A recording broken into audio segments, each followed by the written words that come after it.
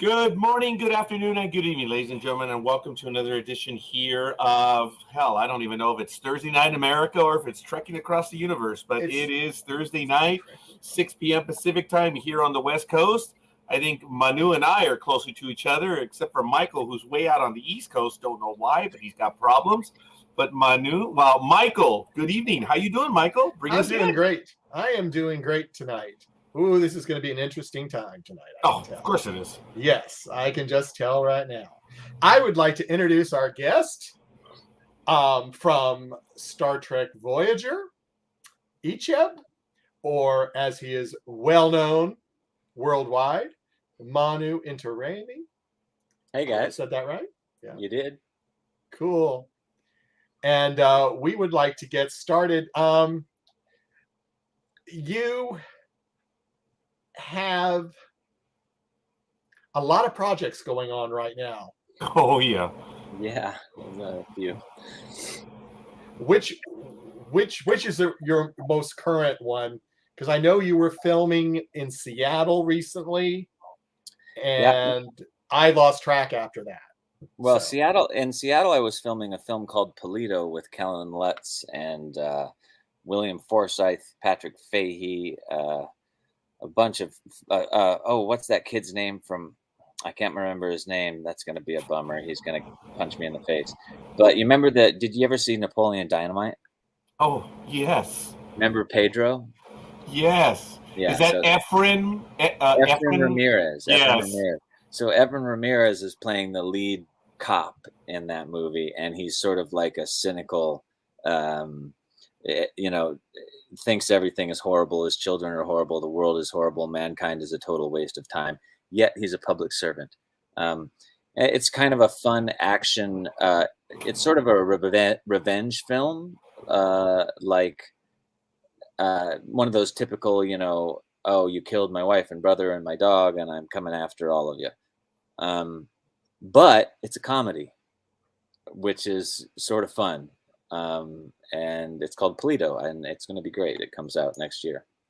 But the project that I'm most proud of and most involved in, that I've been working on for over 4 years now, 4 years plus, is a project called Star Crew. It started out as thecircuitfilm.com, and it became a project called Star Crew. And Star Crew is basically Galaxy Quest meets Shaun of the Dead, sort of a sci-fi version of The Boys. It's the long and short of it is a bunch of actors who are on a sci-fi TV show that's been on the air for 15 years, are sort of burnt out, and sort of like Galaxy Quest, they're all kind of just burnt out on their lives and going to conventions, etc. But they finally get their first film, and they're sitting at the premiere to their film, and through a Pelorian rift, which is just a rift in space-time, the lead villain and his Zombot army from the film finds their way into this universe and starts attacking the premiere. And the actors, the few actors that survive, at the same time find their way into the film universe to go ask their literal selves, their hero selves, for help, because they're just a bunch of actors. So they're like, if we could find the real Star Crew in this universe and ask them to come save the day, they know how to deal with this. So they actually meet their archetypical, their characters, and the comedy ensues, and it's a sci-fi adventure comedy, very raunchy. It's rated R. It's a dark comedy. So it's basically Galaxy Quest but rated R with zombies. Wow. Yes. Just looking at the cast: Doug Jones, Terry Farrell, Olivia Diabo. I wonder what they all have in common. But then, of course, you have John Billingsley, who, I'm going to spoil it, Michael. He's going to be joining us probably around November as well. He's been on with us a few times when we did radio, but John will be returning. Ethan Phillips, Robert Beltran. We've also had a chance to speak to him. Wow, there's quite a few names that we recognize. Robert O'Reilly, and of course, Tim Russ. Wow, there's quite a few. All of those guys, almost, I think I think we'll get if we sell it as a TV show. What happened just recently is we filmed a pilot episode, proof of concept, to go pitch early next year, January, February. Yes. And we're going to pitch to the film companies as a feature film, and we're going to film to the streamers and the television companies as a limited edition. I mean, a limited what do they call it? Limited run, limited series. Just Yeah. like an 8 to 10 episode series. Oh yeah. Because the feature film is so dense, we could stretch it out into 8 to 12 episodes really easily. And either way that we sell it, we're going to make that. So a lot of those actors are going to find their way into it.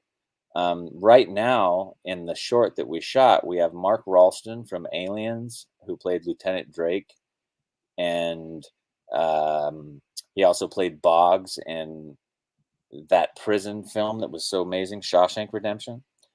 He's playing our lead, Ron Richmond, aka Captain Ron Reno. And we have Gigi Edgley, myself, and Chris Milanix, and Rob Archer from Defiance. And if you look up Rob Archer, he played Krampus in A Christmas Horror Story. He plays a lot of big, nasty monsters. He's playing our Megabot lead, Zombot, in the movie. If I don't know where Roger went. Did he go? Did he go bye-bye? He grabbed his headphones. Is my computer ruining the sound of the show? No, not at all. Actually, I had technical difficulties right now. So Manu, you were able to get over it, and it came over to me now. So we all adapt. We're bored. Yes. And the reason why I removed the microphones because I had a sound that was in there, so I had to disconnect them. But it's not about me. Sorry about that, folks. That sound the sound wasn't speaking English to you and telling you to do weird things, was it? Probably was speaking Spanish to him. I am not prepared to answer that question at this time. Okay, that's okay. That's all right. We'll just keep that private.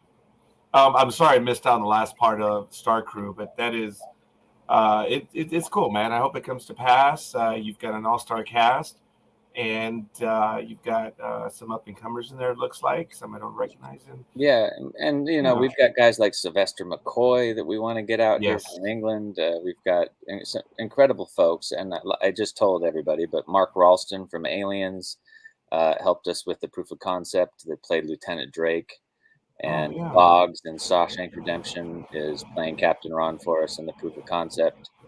If we sell it as a TV show, we're going to be able to get everybody that signed LOIs for us, which is everybody on that list, in there sometime, somehow. If we sell it as a film, some people are going to have to take smaller parts. But hopefully we'll be able to get the limited series episodic out on one of the leading networks like Netflix or Hulu or Apple TV or Amazon or something like that. We also... really cool. Star Crew just got accepted into the finalists for the PGA Create program, which is sponsored by Google and UTA, the talent agency. So they're aware of us now, and we're one of 18 finalists. 10 of us get into the program.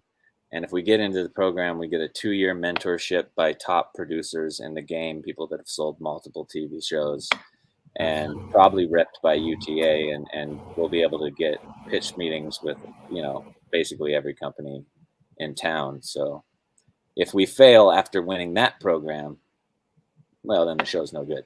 That's not true, because it's really good. The proof of concept is wonderful. I'm really excited about what we have. I'm really excited to share it with the circuit fans that originally put in their donations to get us started. And I'll sign off by saying we're still looking for investors. I'm meeting with my main investor this weekend to hopefully get another round of investment to actually write the pilot episode and the first season and the show Bible, so that when we go to pitch it as a TV series, we have it all ready for them. Knowing that, Manu, is there a point of contact, someone that they could get a hold of, like an agent or a producer, or is there a website for it? And that's just Yeah, make the there's ability the better. circuitfilm.com is probably going to change to starcrew.com at some point in the next few weeks. But the easiest way to get a hold of me is through Scott Carlson Entertainment at the moment, or Sovereign Entertainment Peter Young, or you can just contact me directly at manuintiraymi@gmail.com, and I can send you a million. I can send you the lookbook, the pitch deck, the investment paperwork, all that stuff. So, and I can send you Excellent. a look at, like, we've shot this pilot episode, so we have all these great behind the scenes photos, and pretty soon I'll be able to share some of the actual episode with investors. So Oh, excellent. When did I you think when we've did you got something. start? I really do. I think we've Yeah. got something, like, that's like going to be the sci-fi raunchy comedy. Sort of like The Boys for superheroes, but for Yeah. sci-fi and sci-fi fans. And we're going to lead more towards the comedy than the drama. The Boys, I don't know if you guys have seen The Boys, but as The Boys goes on, it tends to get more and more serious and more dramatic. And we just want to stay goofy and funny. And you know how Mike Myers does all his multi-character stuff? It's going to be a show like that, except we meet our 7-person crew. And so we're talking to ourselves, and the crew that they play is all of those personalities are basically the polar opposite personalities of the actual actors that play them. So it's perfect setup for comedy. Oh, heck yeah. Yeah. Just knowing some of the people that are on that list, knowing how they are, and seeing that they'll be their polar opposites. That sounds Yeah. cool, man. It Yeah. really does. Yeah, when Like did Tim you Russ, start this? What? When did you start? When was the first? Because I know it was several years ago. Well, we started the circuit Kickstarter. It was at least 4 years plus. I think 2017 we ran it. Oh, okay. Because right now on IMDb it shows us 2019. Is that the circuit? Yeah. Yeah. But Okay. that's probably when it made That's it on probably IMDb. that's probably when we actually got things rolling and got investors and etc.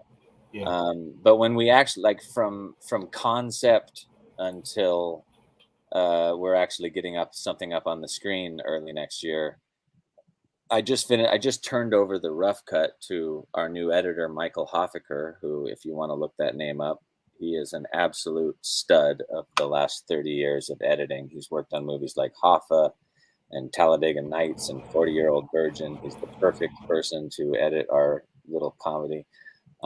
Wonderful guy to take this on. I've actually, as a producer, I have asked Michael, because he's a close friend of mine. He's done movies for Jodie Foster. He's done his resume is impeccable. Since Benjamin Trouble's Fifth Passenger, Hell on the Border, all those films, I was begging Michael to be our editor. And finally, when I showed him the project and the footage that we'd shot for Star Crew, he got excited. So I finally landed my dream editor. So a lot of great visual effects guys on our team. Our whole team is just loaded with talent.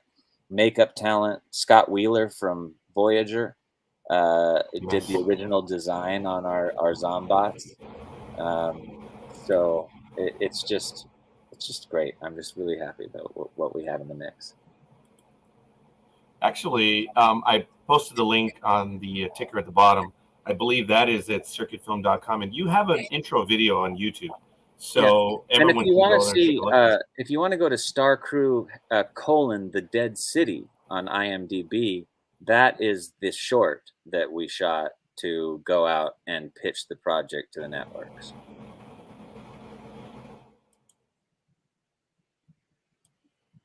And so, at thecircuitfilm.com, as soon as we can start sharing finished material, which will be early next year when all the visual effects and sound design and we get the finished product done, that's when everybody will get to start taking a peek at it. That would be great. We would love to be involved in helping get word out, obviously by here today and following up. Oh, heck yeah. We would. Thank you, guys. we definitely will follow it. I mean, Manu, I think, we've been fans from the very first time we met you on TV. thank you guys. Of You course. know, I think sci-fi comedy is a huge. If you look across all these streaming platforms and the networks, there's not enough of it. They're you know, Star Trek's done a pretty good job of adding a couple little cartoon comedies to their roster. You've got the Orville, but you don't really have anything like what we're doing with Yeah. the sort of like Judd Apatow, Seth Rogen-esque R-rated sci-fi comedy. There's just not enough out there, and so I think we have a really cool product. I wonder, Manu, if that's because of the industry you're in, and it's kind of lame to say this, but sci-fi is not taken seriously by the Academy Awards. So you try to be serious to, to be accepted. I suppose I'm just reaching. I'm not sure what your thinking on that is, but I figure that's why there aren't too many comedies for science fiction. And people love it, though. I mean, when it's there, it's great. Orville. People love it, and it's I couldn't believe that little indie film about the girl and her deaf fishing family. How can a movie like that win Best Picture over Dune? It just doesn't make any sense to me. Yeah, it makes zero sense. I mean, Dune. I'm sure that little movie only had 4 million or 5 million or something for their budget, and they made an incredible little heartfelt film. But Dune was like beautiful. It was how could that film win Best Picture over Dune? It's time for a sci-fi movie to win Best Picture. And I thought Dune was going to be it. I was like, finally. Look, I don't understand the Academy. I've been a lifelong fan. I watch it every year, and I watch some of the other award shows. But just sticking for the Academy real quick, it's just unreal. Look, the only fantasy film in the last 20 years, or science, well, okay, you know what I'm talking about, Lord of the Rings, the third movie. Sci-fi fantasy. It just took it all. Both in the same family. Okay, fair enough. Yeah. And but that's my point. That is one of the only ones. Look, yeah. I don't think Batman Returns, the one with unfortunately the Joker and with Heath. Yeah. I'm not sure if you saw that movie. Oh, of course. Oh, okay. All right. Sorry. It is one of the best superhero movies. But then take out the word superhero. It's a great movie. Yeah, it's a great drama. It's a great, suspense drama. It was wonderful. It should have won awards. I'm with you. I even thought the new Batman was also incredibly realistic and did a great job with the realism and the believability that this is happening in a city that could exist for real. With Penguin's makeup and the beautiful way in which that film was shot. It's a slow crawl, and that's not some people's cup of tea, but I love slow crawls. Especially when they're that well done. I love the new Batman. I love all the old Christopher Nolan Batmans, and even these like big superhero movies that are wonderful that come along. Marvel does a great job and DC does a great job, but yet none of them win anything but visual effects Oscars. And some of them have great stories, like you mentioned. Visual effects, costumes, stuff like it's disappointing. Everything about filmmaking is wonderful, but then some of them also have these wonderful stories, like you say, this dramatic, Oscar quality story behind them, and still no nod for Best Pictures. Manu, I don't get that, seriously. And, I touched upon it a little bit, but you know more than we do. You're in the industry. What is it in the upper echelon of the voters? Why is it? Is it embarrassing to them? I mean, William Shatner, forgive me, folks, is not a shot against William Shatner, but even he referred to it jokingly as that little TV show. Okay? He doesn't refer to any of his other projects as that little TV show or that little movie. It's just the thing that science fiction, fantasy, and all that stuff, I just don't get it, Manu. What is it? Why? I don't know.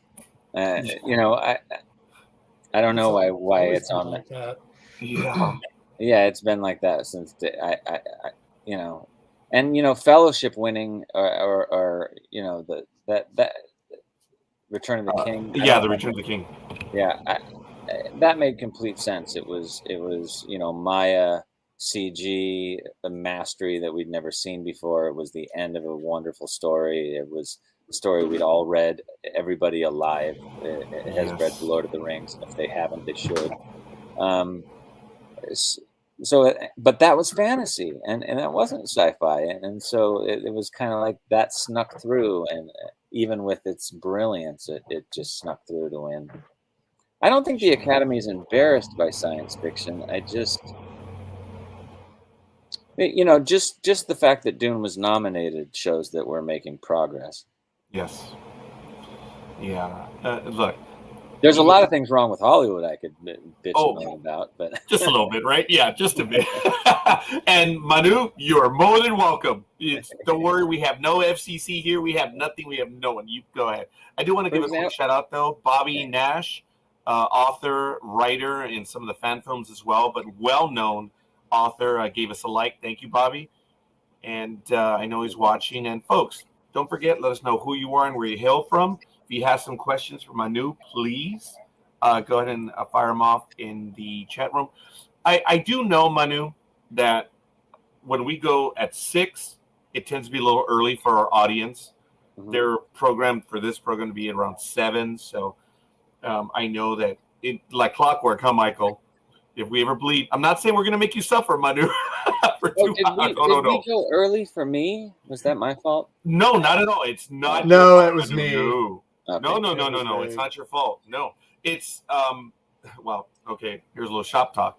We're trying to be consistent in our times, and we're trying to capture a larger audience. So we're going at 6. But some Because of the the East older Coast folks, is Yeah. and some of the older folks, especially the rabbit audience, will start turning up 7, even 8. So no, it's not you. Yeah, I It's just have you show up. a talk show I do every Sunday called Dangerous Thoughts with Manu and Tyson, and we pick a few topics and we talk on Twitter Spaces. And Oh, really? so Okay. I can feel you, because we started at 7 on Sunday nights, and then that was too late for the East Coast crowd, and Oh, yeah. we had a few people showing up from overseas, but there's like 3 in the morning or 4 in the morning or 6 in the morning over there.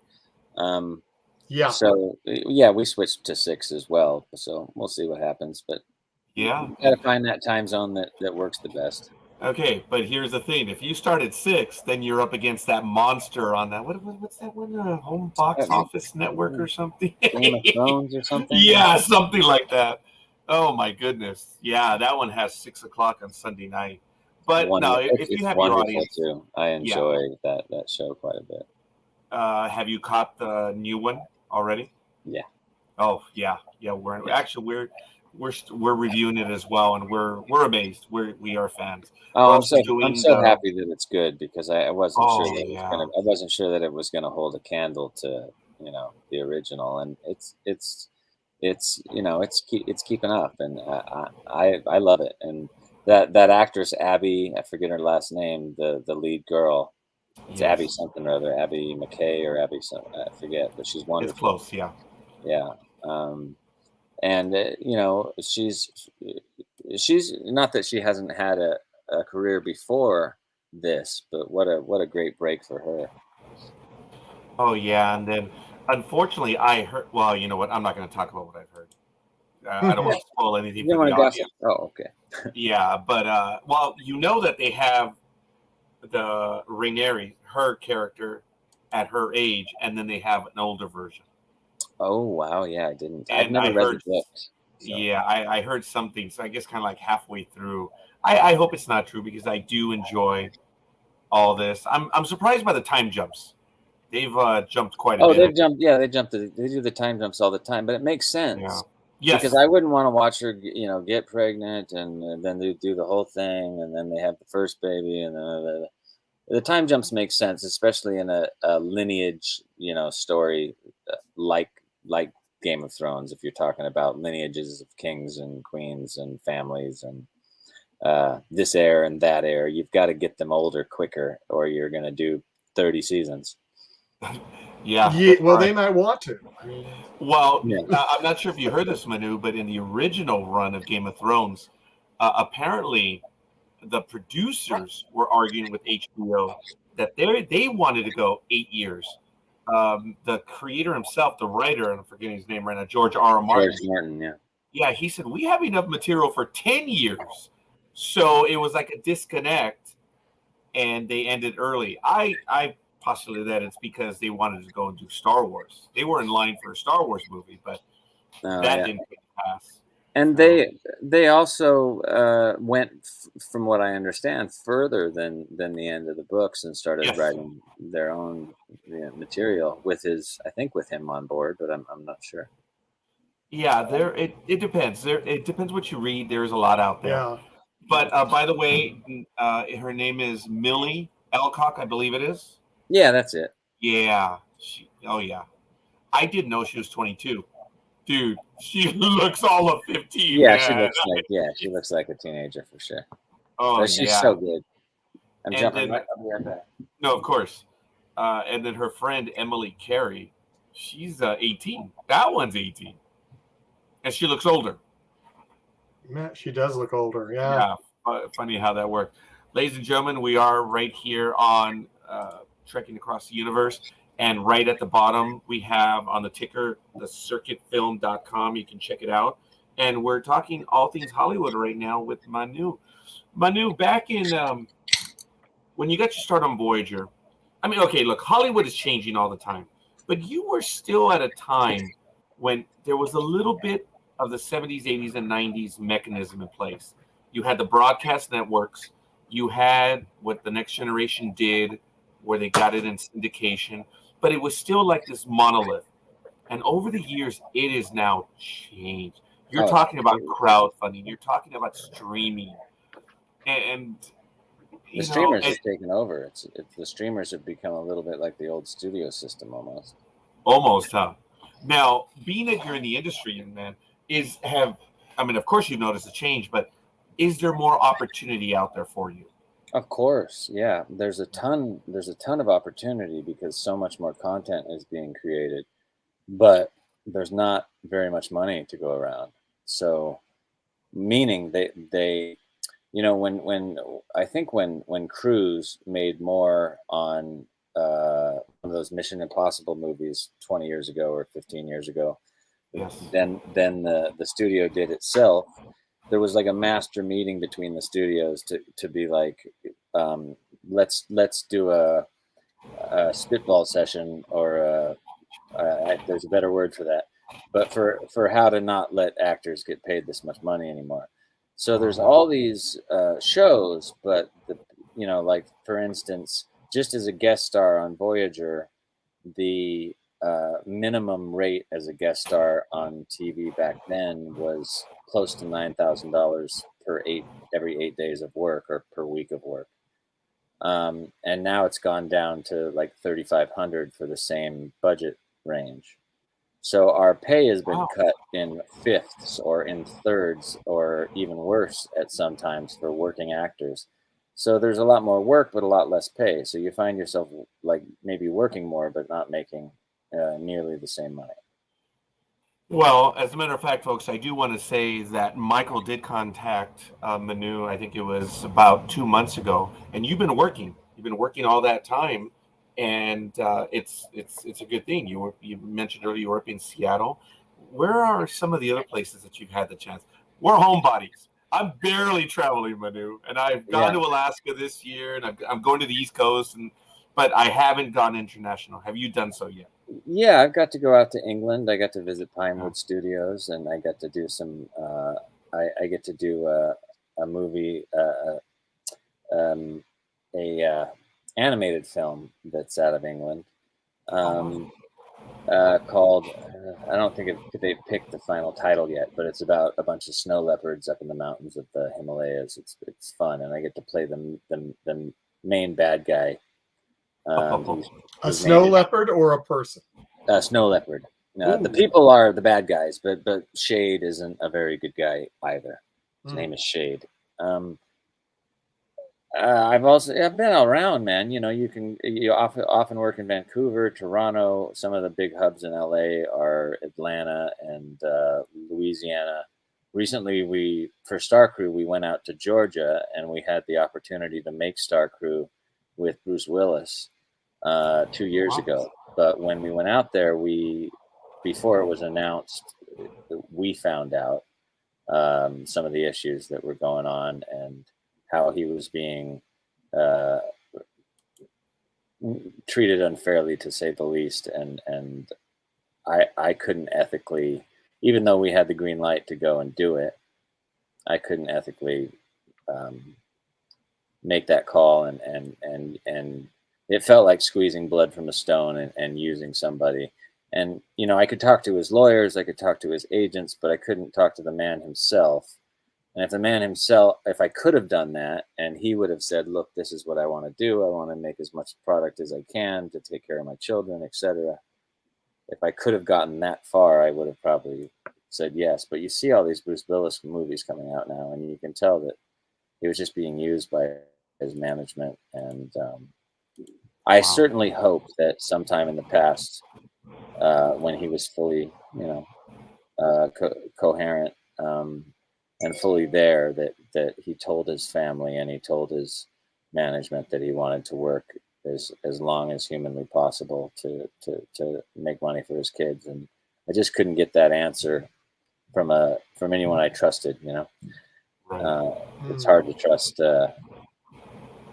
what the agents say. When I was hearing the back behind the scenes gossip that he was more money was being taken from him than should have been, blah blah blah. It was ugly. So I remember flying back from Georgia and wheeling it over in my head. God, I'd love to make a movie with Bruce Willis as our bad guy in the comedy, but at the end of the day, I was like, but Bruce isn't Bruce, and there's definitely some nefarious issues going behind the scenes, so I didn't do it. But I've been all over Alabama. We did Hell on the Border in Alabama. I've done a few, lots of movies in LA, but a lot of times you're going somewhere else. I'm going up to Vegas to shoot a movie called Ruthless in November. Oh yeah, okay. Well, can you tell us about that one? Ruthless in Vegas. Yeah, I can't tell you much because they haven't told me exactly what I can share. Fair enough. Yeah, I wish they had. Or I wish. And we don't want to put you in that spot either. No, it's not going to be us that gets you in trouble. But Ruthless is going to be fun. It's a great script. Also by the same producer that did Toledo, so they liked my work on Toledo and they're bringing me back. You know what? It's not listed in IMDb yet. So no, it's not. That's up on good IMDb that we're not talking about it then. Yeah, but if it was, I could probably say more. Yeah. So, no, that's fair. I was just watching J. Edgar Hoover, the movie with. It's a great 2 days of work that ended up on the cutting room floor. Oh, I was going to ask you. So wait a minute, I just saw it, and I knew I didn't see you in it. Did it really? No, you saw me in it. I'm in it. Okay. I play Alvin Karpus, the bank robber, but the only scene that made the cut was Leo's behind a horse, and he's sneaking up on Alvin Karpus to bust him as he's coming out of his hideout with his gangster friend and his girlfriend. And as I get into the car, J. Edgar or Leo smashes the window, pulls me out, and he says, "You're under arrest, Mr. Karpus." And I go, well, if it isn't J. Edgar, if it isn't Hoover himself, I'm going to be famous. That's right, Manu. I apologize. That is, yes. But then, we had some other stuff that we shot that I thought was pretty good. But what they did was the three famous villains that they were going to profile, and there was a whole 30 minutes about how he lied when he said that he made the arrests of these three famous guys. They were going to show the truth of what actually happened and Hoover's version, but it would have made the movie, too long, and the studio cut all that stuff. So. But it was still a joy to work on that movie. I got to throw back and forth and improv with Leo DiCaprio and it was good for my ego to just know that I could keep up with it, with an actor like that. Working with Eastwood was awesome. I tell the story all the time, but I was on set in full 1940s costume. Yeah. Had the whole hat on and spectacles and the suit. And I hadn't met Eastwood yet, and because I was cast off tape by Fiona Weir, and Eastwood, of course, had to approve it, but I didn't see him in the audition. Oh, He got up when I was on set, and I'm standing there in the back lot of Warner Brothers, and he started walking over to me really slowly with that Eastwood saunter, and it was terrifying. And I was like, I don't know if I should call him Mr. Eastwood. I don't know if I'm supposed to. I hadn't seen Leo yet, so I'm like, I don't know if I should call him Mr. DiCaprio. What's the protocol on this set? He walks all the way up to me, and he stares me in the eyes, and he goes, well, if it isn't Manu, blah, blah, blah. And he winked at me, and then he elbowed me. And it was, he put me at a place of complete comfort. He was such a joy to work with. He was open to improv and open to filming the scenes different ways. And he would actually, at the end of each take, he would talk to everyone on the set, make the announcement, does anyone else have any ideas before we move on? He was just such a great director, where, in the sense that he didn't try to control everything. Of course, it was his call in the end, but he was open to the collaborative process of filmmaking. And there's a lot of directors that are like, these are the lines, this is the way it is, this is my vision, everybody follow it. And I think that's the worst way to direct a film, because you lose all the magic of all the other artists that you've hired that they might be able to bring to the show. I've commented there is an actor or two that we've interviewed, and they've said that no movie, first of all, it's a minor miracle that the movie is completed. That's one. Yeah. Two, major miracle. Okay, fair enough. Major miracle. Yeah, and it's right. And I didn't mean to diminish it. It's a major miracle. And the fact that you have so many people involved, it's never going to be what you envisioned. But that's the beauty of it, because everyone is involved. Everyone's contributing. Yeah. And sometimes, go ahead. Sorry. No, go ahead, Manu. No, you're the one talking. No, you were. I cut you off. You were finishing. Just cut him off. It's fine. No, it's okay. It's cool. I'm already losing my train of thought. No, Manu, it's about the contributions. You know better. Yeah, it's a collaborative process, and every single artist on the film can bring such an incredible. Every single department, whether it's wardrobe, makeup, special effects, composer, sound design, Foley sound design, set design, the director of photography. The list goes on and on. All those people can ruin the film. One, they can also all make the film, much more beautiful and much better than it ever was going to be on paper or how we envisioned it. And sometimes your massive mistakes that you make on a film end up being what makes the film better. It's crazy, it's a crazy process, and there's so much to do with. There's a lot to do with, all your key departments have to be fully professional and fully dedicated, but there's a lot to the luck too of what you may get when the magic happens on set. Sometimes it's not in the script. Sometimes it's just in an improv moment, or the set falls down and it's a good thing and it looked great, and so we use it. Or you just never know what's going to make a movie better. For instance, I think I had in Star Crew. Yeah. My investor's not very happy with me, my lead investor, because we overspent, and we had to do a whole 2 pickup days, which is a lot of money to shoot for 2 days. We shot on the highest quality cameras. We had $1 million of cameras gear from Panavision. We had the huge, beautiful movie cameras. They're called techno cranes, where they've got the camera on all the rotating axis, and the crane arm that can go anywhere and zoom around you. And most indie films have a dolly, Steadicam, and sticks, and that's usually what you live on. And a lot of indie films don't even use a dolly these days, which drives me nuts. When I get hired on a film without a dolly, I'm like, you guys don't know what you're doing. You're just rich people that are trying to think that you make a movie. Like for me, a dolly is like, that's just that's a key piece to how films are made. But we overspent, and we had to do pickup days, and so we had to spend more money than we had and raise more money, and he had to cover it. And he's angry, but in the end, it's going to look so beautiful, and that overspending, I think, is going to lead to us selling the thing because of the quality that extra pickup day and that extra money on visual effects is going to make the thing look. And so sometimes, you think you have a budget, you've done all the prep that you can do, you've done, the days of rehearsal, you've done everything that you can do, all the design of the aliens, especially in sci-fi. Sci-fi is like such a bigger, harder, more expensive genre to make than anything else, because it includes so much CG and set design and wardrobe design and makeup, usually, unless it's a really brilliantly simple script. Usually sci-fi is quite incredible. I mean, quite expensive to make. So we thought we had a good idea of how much it was going to cost, but it ended up costing much more than that.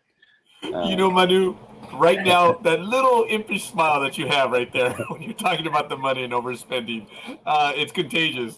I get it, but it's genuine. You're an artist. Yeah. And I guess the way I was reading it right now, it's like, yeah, I might have been bad, but the product is good. Yeah.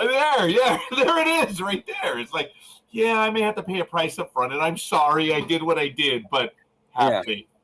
But have faith, because that might so be genuine. the reason we sell this thing and get to actually make it as an episodic, or and if we wouldn't have overspent and it wouldn't have looked as good as it does now, we wouldn't have sold it and we would have lost all that money. So it's a real, you make it as professional as you can, but there's always an element of luck, and it's always a bit of a gamble to make a feature film or a TV show and try to get it actually financed and on a major network or in theaters. Before I hand it back to Michael, I wanted to ask you, you've been on television, you've done movies, and you mentioned the ability, or what Eastwood did right after the cut, how he brought in commentary. A lot of people don't do that. Do you find that due to the nature of the job that there's more collaboration in the movie side as opposed to television? Because I want to get to Voyager in a little bit, and I think you know where I'm going with that. Yeah. Okay.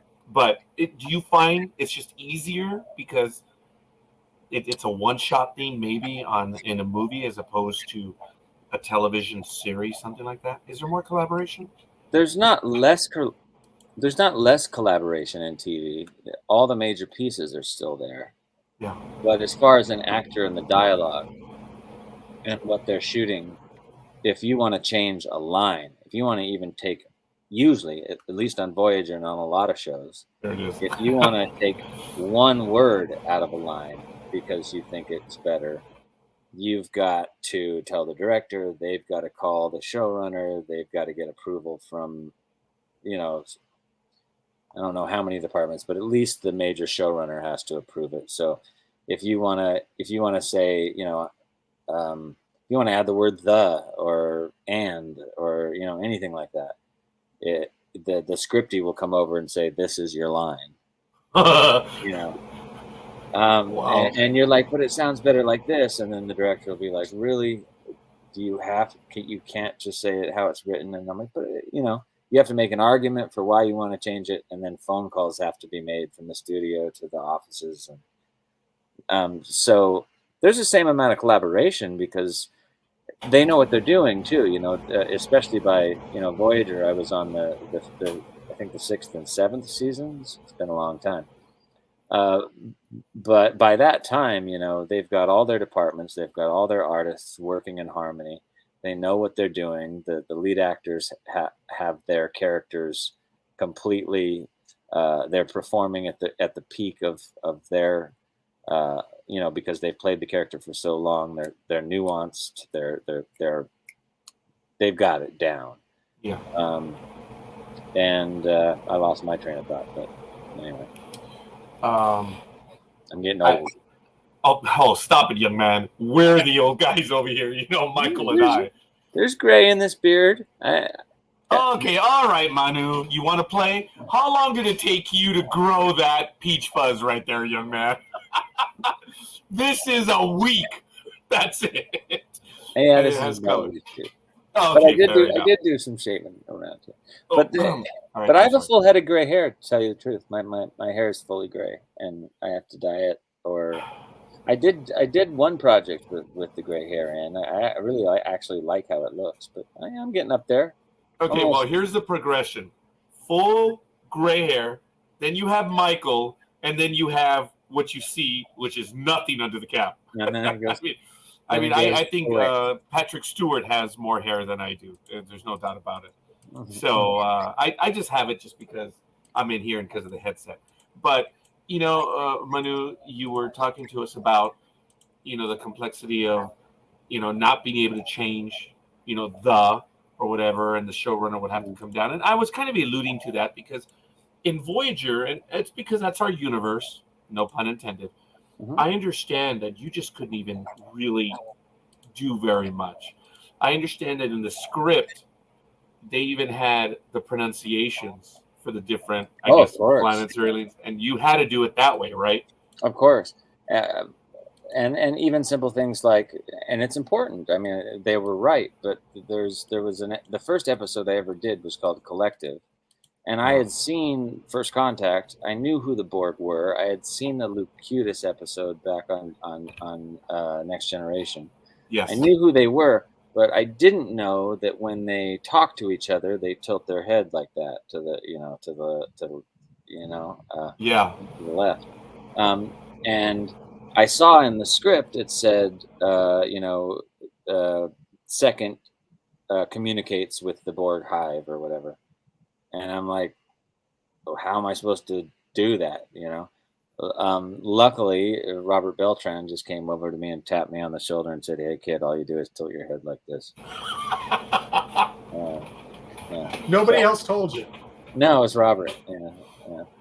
It would be Robert Beltran. It was fun when we had a chance to speak to him some years ago. It was probably about the same year that we spoke to you, Manu. We were fortunate to be able to speak to many people, and he was a lot of fun as well. But Robert's a good friend, man. Robert was originally going to play Captain Ron Richmond in the Star Crew: The Dead City show. But he had to go to Germany for quite a while, and so we had to replace him. But we were very lucky to get Mark Ralston. Oh, heck yeah! Now there's a YouTube video where you're talking about not necessarily your first day, but your opposite, Jerry Ryan, and you tell the story. You're 21, man, and I'm right. You know, I've got to perform with Jerry Ryan, and I'm all of 21, and I had to keep running off set. Manu, that was a funny story. I saw it just a few. Yeah, you know what? You know how much crap I hate social media, man. I'm sorry, man. I don't mean to bring it up again. I've had to get for that story. I'm a 21-year-old guy. I might have. The truth of the matter is, because I'm 21, I'm gonna pop a boner every now and then, and it's gonna happen whether I'm home or whether I'm at the supermarket, or it's that you're at that age where it does what it wants to do.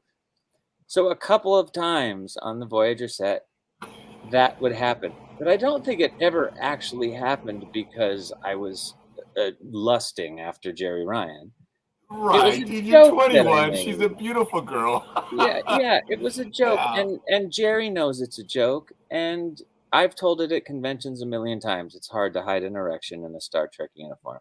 Yes, I thought that was the point to your story. That was having the point. to hide it, and that's why you had to run off. Yeah, you can't do anything with it. You're in a full tight costume. There's like and.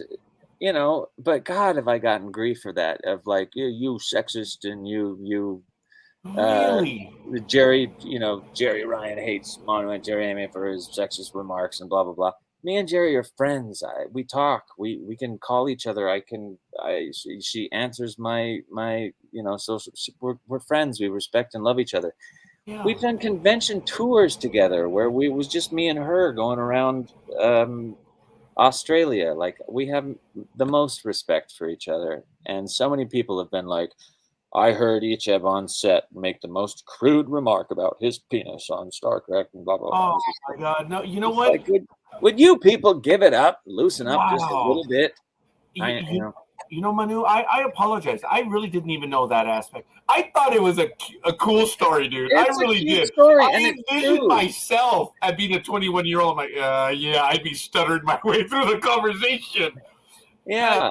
I mean, Wow. and Jerry is beautiful. There were moments where we were in a nice, yes. beautiful 2-shot, and she's in her cat suit, and I could smell her perfume, and I am telling myself, Borg with perfume? Yeah. Wow. Well, I was telling myself in my head as we're face to face, and I could see her, and this is my mother. This is my mother. This is my mother, as an acting exercise to make sure that I stayed in character and remained professional. But of course, I'm a 21-year-old guy with that beautiful woman. Working with her was at sometimes a little challenging, but for the most part, it was just a respectful, beautiful relationship. You see the work on screen; it speaks for itself. Yes. And she's a wonderful and a professional woman herself, who is also super into comedy, super into jokes, has a great sense of humor. One of the most intriguing and funny laughs of anybody I've ever met in my life. Jerry Ryan has a very unique laugh that gets me laughing every time I hear it. So just want to set the record straight that me and Jerry don't have any issues with each other at all. Then, Manu, I'm glad that we were able to do that right here. And I really apologize. Mine was just, dude, I thought it was funny. That's why I wanted to, pardon the pun, I wanted to bring that one up because I thought it was a cool story. As I said, dude, I've been 21, man. I get it. Wow. I would just go get a bagel or go off to the restroom and just hang out for a little while. But and the funny thing was, just excuse me for a moment. I just have to go check on my. I think I left my script on E-Deck. Yeah. So I apologize. I that's why I wanted to. I just thought it was really funny. So I'm not going to belabor that point. But no, don't be sorry. I think it's a good joke too, and it's also true. I think many male actors over the course of shooting Star Trek have had to figure out what to do. Oh, I bet. Yeah. Besides just stand there looking like a total knob. I don't. Oh, Can someone bring me a towel and we'll shoot in a couple of minutes? That's funny. I apologize. My phone is off, but like a blockhead, I left my iPad on, so I have to mute myself. Michael, take over, Rook. Okay, no problem. We had talked before, Manu, and you said you wanted to mention Vice and Virtue. Oh yeah, Vice and Virtue was the movie that I shot right before Toledo. An interesting indie movie produced by. Oh, she's gonna kill me. Vice and Virtue. Kristana Loken, and Kristana Loken was Terminator. The first woman Terminator. Roger and I were talking about her the other day. And that I have a terribly embarrassing story to share with you on that one when you're done, sir. I'm so sorry. I'm embarrassed by it. I actually met Kristana at this Hollywood dinner event where I was receiving a Lifetime Achievement Award, which I found very just kind of ridiculous. But it's a wonderful event thrown by a good friend of mine, and he throws a lot of them a year, these Hollywood dinners, and then he'll invite celebrities to show up, and he gives them awards for this, that, and the other, and has a fashion show and etc. But the Lifetime Achievement Award, I grabbed it, and I ran out there, and it was a mostly Chinese investor event, so there was a very serious nature to the crowd. And I was just like, Lifetime Achievement Award, I accept this for all the roles that I didn't get. The time that Tobey Maguire beat me out for this, and the time that James Franco beat me out for that, and the time that Aaron Paul took my part on blankety blank, and I take this for all the no's I've ever received in this town. This is my first yes. I started yelling, and I dropped the mic, and I threw the award into the crowd. and really it was like crickets in there. Like they were like, what is this crazy man doing on our stage? But Kristana Loken happened to be sitting with her friends and went, this guy is a riot. And then when I talked to her later, we both told each other we were working on films that we might put each other in. I was talking to her about Star Crew. And yeah, like 5 months later, she just called me and said, hey, I'd love you to play this character. And she had the financing together. And I play this really strange, it's this movie, Vice and Virtue is a movie about the gods, Vice and Virtue, having their annual contest to see who has more control over mankind. And there's all these weird things happening in a warehouse that they've set up that night to do their tests. And I play this vegan, like hardcore vegan, even with like tattoos on my face of vegan symbols and raw food under my eyes, face tattoos, and who is also a hitman, and works for an organization of vegan hitman drug dealers in LA who believe in like survival of the fittest, and that humankind is actually what's destroying the planet, and that nature is should retake over. So we have no problem with taking human life, but we're totally vegan. And it's a bit of a comedy as well, and it's a lot of fun. So that's Vice and Virtue. It sounds great. I'll make it quick. We, as I mentioned, in the early from 2009 through the early 2010s and stuff like that, we were fortunate. We were speaking to a lot of people. And I was producing one of our programs, and we were calling Noah Danby. It was her husband at the time.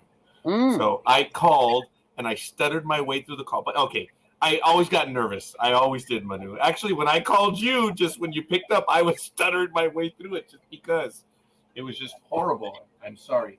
Let me. I could take Tobey Maguire, but Tobey Maguire beat me out for Pleasantville. We were the last. Did he really? Ross Really? Tobridge just put up. I think he could take Tobey Maguire. And yeah, I was like, that would have made my career. You know, it was made his. Yeah. Oh yeah. Pleasantville, yes. Yeah. Wonderful little film, and he was wonderful in it. Like I could see you in that. Actually, yes. Yeah, I could. Especially back then, you know, I was very, very, you know, I still have a baby face, but I was much more baby faced back then. I was more like Toby. Was that Reese Witherspoon?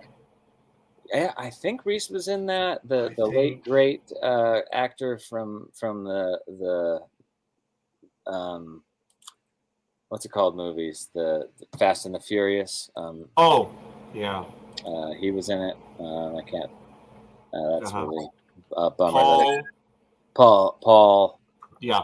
Something or other. And we apologize. Yes. I'm sorry to his. I am. His entire family, because he was a wonderful actor. I don't think it was Wagner. I don't think it was Warner. It was Paul. Okay, I'm looking at Paul, Fast and Furious. Paul Morgan's Stetler. No. Paul William Walker.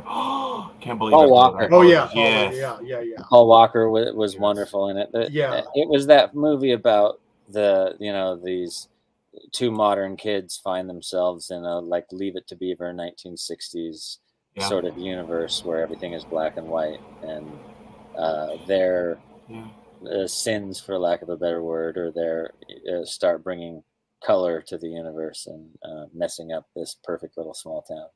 Yeah, it was a good movie. Pleasantville's fun. Well, I haven't seen it in 20 years, but I remember that. Yeah, I agree. It's been a little bit. Yeah. Well, if I may, Manu, and my thing with her is I called, she answered, and she said, "Hi." You know, and I'm hi. I'm Roger from MTV Media. Is Noah Dan? She's like, "Sure. Hold on a minute." And of course, and then we're prepping, the 3 to 5 minute, like this, what's going to happen. You're going to hear the Blog Talk Radio lady count down. And then the program begins. But I'm in producer mode, so I'm watching the switchboard, chat room, and everything. And then like a bonehead, then I look up Noah Danby. And then I see he's married. He's like, oh my God, he's married. I'm like, it sounded like she was ready to be recognized. And like a bonehead. Hi, is Noah in? Can Noah come out and play? Yeah. Oh, I owe her an apology that I didn't recognize. No, I that blew off woman the is Terminator she's wonderful. She understood. She's a great lady. She looks wonderful. She's an incredible producer. Yeah. I had a blast working with her. I wish I could have had done scenes with her, but she plays one of the main characters, and as well as producing, which is always very difficult to do. Oh, heck yeah. And she was just rocking it. So it was cool to work with her.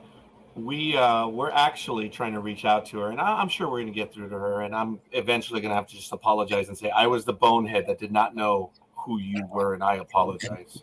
That was that's not one of my finer moments. But you, Manu, when you answered the phone, you were very kind, and you're like, oh my, you're probably thinking to yourself, oh God, is this the interview we're going to do? It's going to take forever to get a question out. It's Manu, believe it or not, I'm just nervous.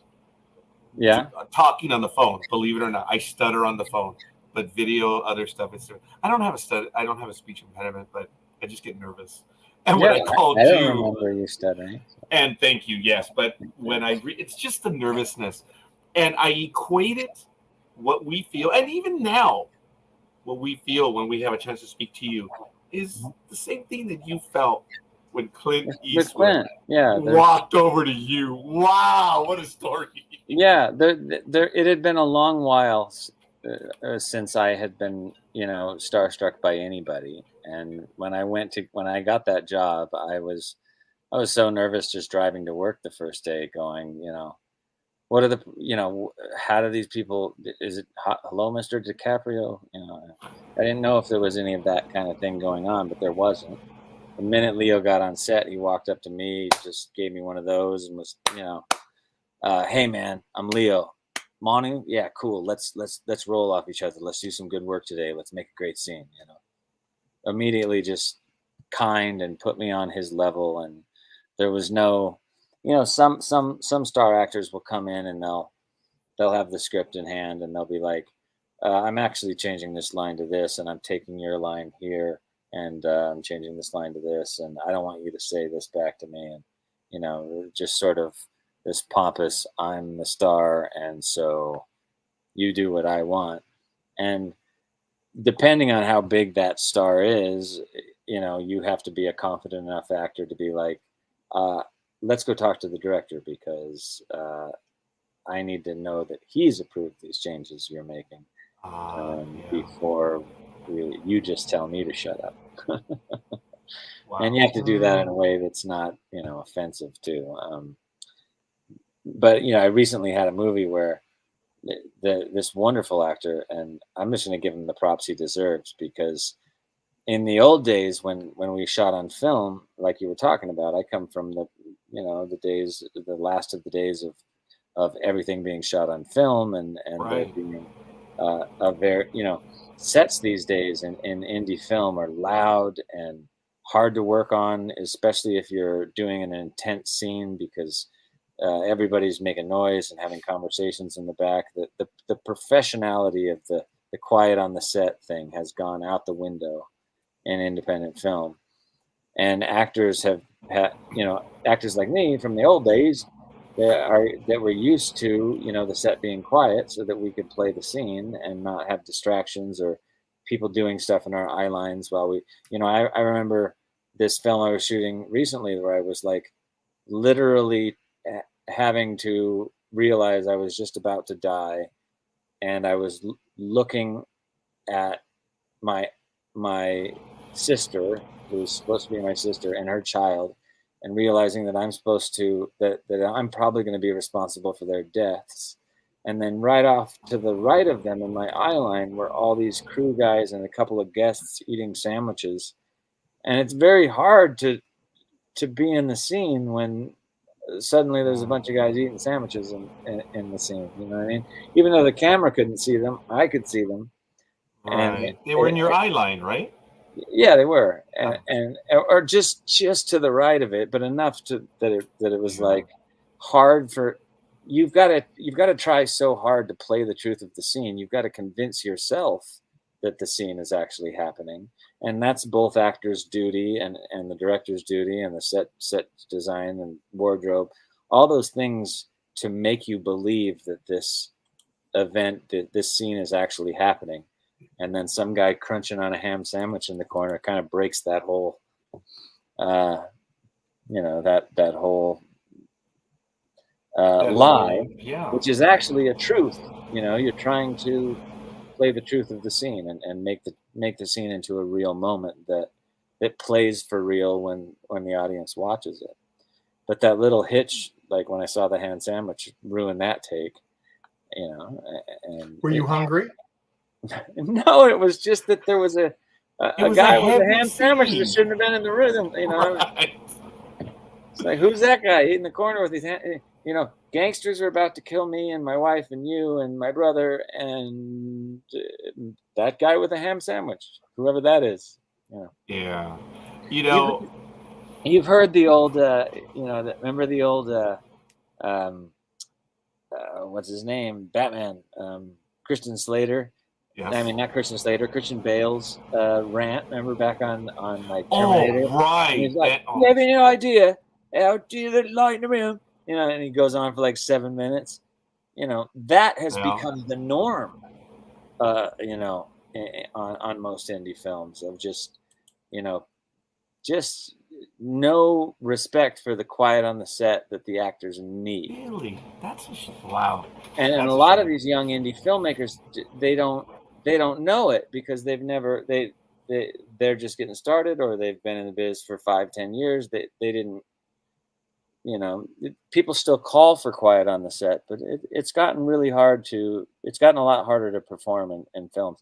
Also, because of the digital camera age, they'll put digital cameras and they'll shoot you from 20 feet away and they'll tell you it's your close-up. And for anybody that's an actor, they know that there's a matte box around a camera. And we're taught in camera technique with our eye lines to play that matte box, to use that matte box to know how close the camera is to me, exactly how close you are to my face, whether I should do a little thing with my eye or a little with my lip, whether that's going to play, how strong it's going to play.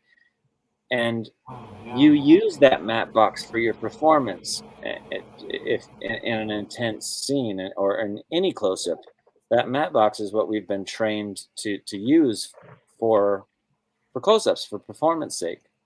And then a director will be like, this is your close-up. And I'll be like, but I got nothing to work with. I got what do you want me to choose as my 4 eye lines? The gangsters down there, the girl there, the guy there, and the kid down there. And you want me to pick arbitrary spots in the air that my eyes try to focus on. Whereas the matte box, you can just move your eyes, 2 inches to the left, 2 inches to the right, down to the corner, and just pick little spots on that matte box. Some actors used to even put tape or a little chalk mark. Yes. They're shooting close-ups from far away now because they've got the 8K cameras that can punch into your close-up, but you're not giving the same type of performance. You're not giving a close-up performance. So sure, it's a close-up, but it's not the close-up you would have got if you would have actually shot me with the camera right there. Wow. Manu, that's the real technique. This is something that we fans, we watch movies and stuff, we watch what you do, we watch everything. But even then, we don't know that, understand it. And we think we know. We're like, quiet on the set, and lights and everything. Directors think they know. I've had to explain to so many young directors, 3rd-time directors, 4th-time directors, 1st-time directors, this thing that you can't shoot close-ups from a distance. You're not getting the same performance out of your actors. And it takes a while to explain it to them, but when they finally get it, it's like, but yeah, a lot of people just think, we can punch in, we'll just steal the close-up. And I'm like, you can steal it, but you're not going to get the same performance. No. Yeah. Wow, Manu, I didn't know that. That is really cool. Now, Manu, I'm going to ask you a really dumb question that I know you've answered somewhere else, but I haven't gotten the answer. And it's related to your first name. And I know I'm going to get this wrong, so I'm going to ask you to educate me and the audience. I understood that Manu was actually Mesoamerican, but I believe online Manu is actually from the subcontinent, right? It's Hindu, is it? Yeah, it's Peruvian. And Okay, so it is it's Meso. from the Book of Manu. That's the Yeah. term that my parents took. Manu, the God of Law, or the firstborn of a new kind, who apparently comes back around over and over and over again to live on Earth and teach. So my parents basically named me Manu, the God of Law, the firstborn of a new kind, and then Intiraymi, which is the Incan God of the Sun. So, Yeah. like on another show, I've said, my parents called me God. So I'm like, great, live up to that one. Thanks a lot, parents. Yeah. No kidding. Wow. It is unique. And when I was reading Actually, up on it, I go ahead. was confused, and I apologize. I didn't mean to cut you off. I was I keep confused cutting you because off. Manu in Hinduism is significant as well. Oh, yeah. So that's why I was wondering. And thank you for sending me straight. I thought it was Mesoamerican. But, it means all sorts of things. It means shark or bird, I think, in Hawaiian. Manu is the Latin root for hand, manufacturer, man-made. Yep, that's But right. they were definitely using the Peruvian, the Bhagavad Gita, the Book of Manu, that stuff. Wow, that's cool. Appreciate that. Yeah. Michael, anything? Well, I know I put you on the spot, pal. well, I had something, and then it's like, oh, where did it go? Well, did you want to go through the pictures that you sent me and say which films they were from? I think some fans might, get a kick out of some of these. And while you set that up, I want to give a shout out to, we have several people watching us. Folks, let us know who you are and where you hail from. And we have likes from Ross, Bill Banner, Bobby Nash. Thank you, thank you, thank you. And you have thecircuitfilm.com at the bottom. And take it away, please. Oh, here. What was it? I was linking it to Manu Bennett. Deathstroke in the Arrowverse. Wow. Yeah, wrong actor. I like it. Same name, different guy. But so yeah, this picture here is a picture of my character starting to get into makeup when the photographer started clicking some pictures from Vice and Virtue. I told you the vegan kidnapper / hitman. Well, that guy. I'm not sure who that guy is. I have no idea. Yeah, big ears. Oh, skinny. Not sure. Yeah, big Dumbo ears on that one too. That's a First Contact uniform. Yeah, that's some fan art that a fan sent. I always love, when the fans send me some of that fan art stuff. It makes me real happy. That might either have been from some fan art, or it might be from a book cover. I'm not positive. Either way, it's art. Oh, it still looks good. Yeah, that's from probably a snap from the TV show. Hey, Manu, yeah, I think that was a snap from the moment where I'm beaming out and saying goodbye to the children in the beginning of season 7. I wanted to ask you, Manu, is that one of the things that kind of still maybe brings you back to earth, or maybe blows you away when someone does a drawing of you, stuff like that? Oh, it's super kind. I mean, I can imagine, man. I am a bit miffed about getting killed off on Voyager. Killed off the Star Crew universe without getting a phone call and Picard, and having my another actor play my character and not be able to say goodbye to the character myself. That bums me out. But really, 20 years of Star. The 2 years I spent on the show, and the 20 years afterwards of getting to meet fans from all around the world and do all those Star Trek conventions and meet all those different cultures around the world as well was a true gift. And, even though there's, maybe 0.5% of the fan base that hates my guts over this or that, my accidental defending of Kevin Spacey on Twitter for those couple of days, or some of the baloney that's out there about me. About 99% of the fan base plus has shown me nothing but love, and every time something like that is given to you from a fan or somebody that you don't know that's taken the time to say thank you back for the work that you did on a show 20 years old, It's very humbling, and I'm very thankful for everything Star Trek has given me, and including the career that I now enjoy. This picture is from, that's my director of photography and myself checking out a tiny corner of the miniature set that we used. That's actually not how we shot it. We had a little miniature city up on a table that could rotate a bit, and we could go down the different alleys of the city with this special camera that we had. It was a lot like making Star Wars back in the day. We were like kids in a candy store when we were shooting Star Trek, because all of our backgrounds when we walk down the street are actual miniature sets. And we got to then, like, as we escape onto one of the rooftops in this miniature city, we got to then scale that. It's a 1/12 size of what the city actually would look like fully built. So when we escaped to the rooftop, we got to actually build a set on the green screen that was, a whole 12 sizes bigger, and that looked like the miniature. So, some of these old techniques from, the old days that still are used in films today, but not as much as they used to be. We were having a blast. You can see how happy we are to be shooting a miniature. This is Rob Archer getting into makeup for his lead character, the Megabot, one of the citizens of Urbiessa, which is this 10,000-year-old city that the long and short of it is it's a city of sentient AI human beings that have changed themselves into, mostly robot, but they're still partial flesh, and he's getting into his makeup.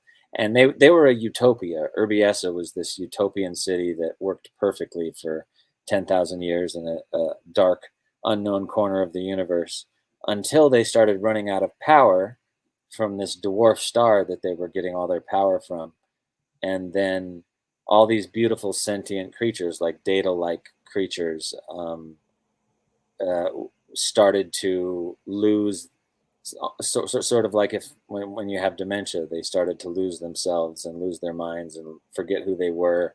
And as the power got worse and worse, the elite robots got into the quarter, sentient citizens got into the corner of the city, and all the other ones started to eat each other for their parts and for their bio energy.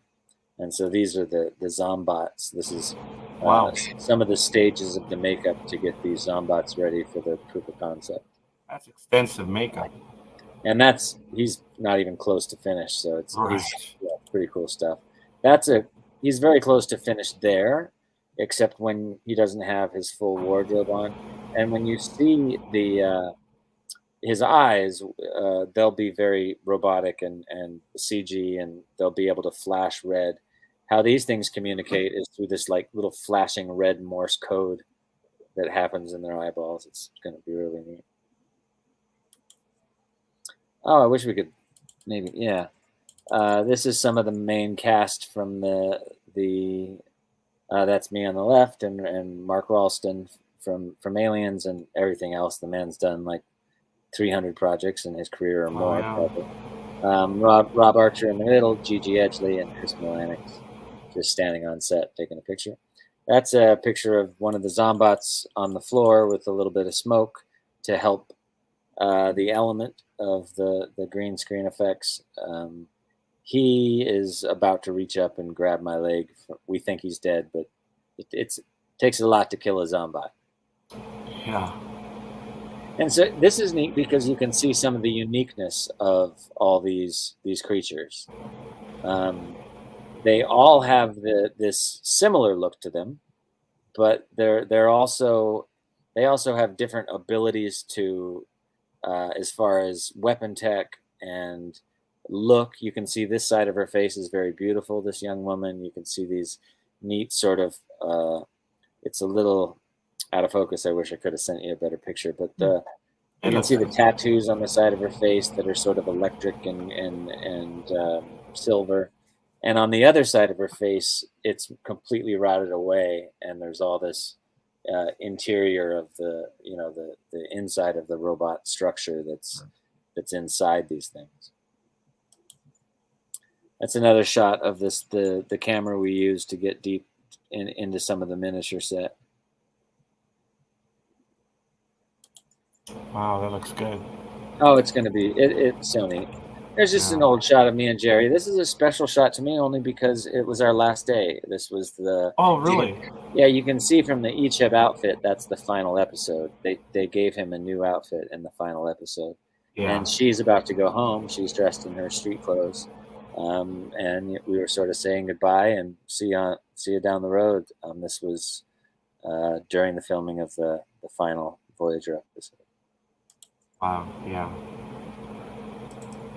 I love this because I'm a bisexual human being, and I just love this pin because it represents to me what Star Trek represents. The inclusion and of all people, empathy and compassion and care and communication and all the best attributes of the human being. Should we be able to evolve into our better selves and get rid of it, war and hate and all that stuff someday. That is a cool image, Manu. It goes with the original Star Trek theme of IDIC. IDIC. Yep. It works, man. It's cool. Yeah. Star Trek is getting a lot of hate because allegedly it's woke and stuff, and people don't realize that the original Star Trek was woke. For lack of a better word, it did things. It was able to use science fiction, but anyway, it should be said. It used science fiction as a way to talk about modern issues that are facing us as a people and as a nation and as a country, as a world, as a species. That's what's always been so cool about Star Trek and some other sci-fi is that you can use it as a tricky metaphor for something much bigger. You can tell a story and use it as a way to tell stories about maybe something you couldn't face as directly. And Star Trek's always done a wonderful job with morality plays and making their episodes or their writing about social and bigger societal issues that we need to face as a species. And that was what was so cool about being on the show in general, was a chance to get to be a part of something that in the end mattered. Like it's rare as an actor to get to a lot of stuff gets made and but rarely do you get to be a part of something that truly is affecting the world in a deeper way and affecting people's hearts and minds. And that was what was cool. This is just an evil headshot of me looking a little dastardly. I think I was getting ready for a movie pre-COVID right there, and I was putting on my evil, which turned into this big long hair and this huge gross beard, and I was going to do a movie with my friend up in Montana that got canceled by COVID. What is cool about this image, I don't know if you see it, Michael, is he's evil in this image. Look at how much he aged in this image. That's what evil does to you, dude. Absolutely, yes. Mm-hmm. I see it, but obviously you're much younger. Well, it's in the makeup too. Yeah, I'm wearing some makeup. Good. Yeah. It's just evil. It takes it away from us. And that's just me probably from this year. Just I don't know what event I was at, but my girlfriend, my wife / what do I call her? What did I call her the other day? I liked it a lot. She's a set photographer and also a producer, and she also is a writer. But she's an incredible photographer, and she's always just popping off shots of me that I really like. She didn't shoot this one. This one was shot in Germany at a Star Trek convention. Actually, they had this FedCon. This was at FedCon. Yeah, mm-hmm. and this was one of the first. You see in the eyes, yes, that light circle, and they're here. They're a dime a dozen these days. Those light circles that you can get for home broadcasting or whatever. Sure, maybe one of you even have one on. I don't know. But this was the first time that I'd ever seen one of those, and that puts that circle in your iris. Me sitting in my car, looking a little grumpy. Where was I here? I remember that I think I was at. I think this is another Star Trek convention photo. But I was on a tour of Florida, New York, and England, looking for Star Crew investment and possible deals to shoot in England. This me with a fan years ago. Yeah. I should have sent you more pictures of actual projects and stuff, but these are cool fun. images. These are real. I was going to ask Manu, do you still have your loyal followers? You being the emperor, I remember. Oh, man. Yes. I don't know if that site's still even up. That's funny. I bet you it is. There's people that Dangerous Thoughts is starting to get an audience on Twitter. And 76,000 something folks follow me on there and deal with my crazy sense of humor and my backwards weird tweets. There's Mark Ralston from Aliens, who's now our Captain Ron and Star Crew. Yeah, that was Drake. Yeah, Drake. Drake. Yeah, unfortunately, Manu, we know them by their names. We should know their real names. Yeah, but Drake was a great character. He was the first guy that I can think of that got the acid to the face.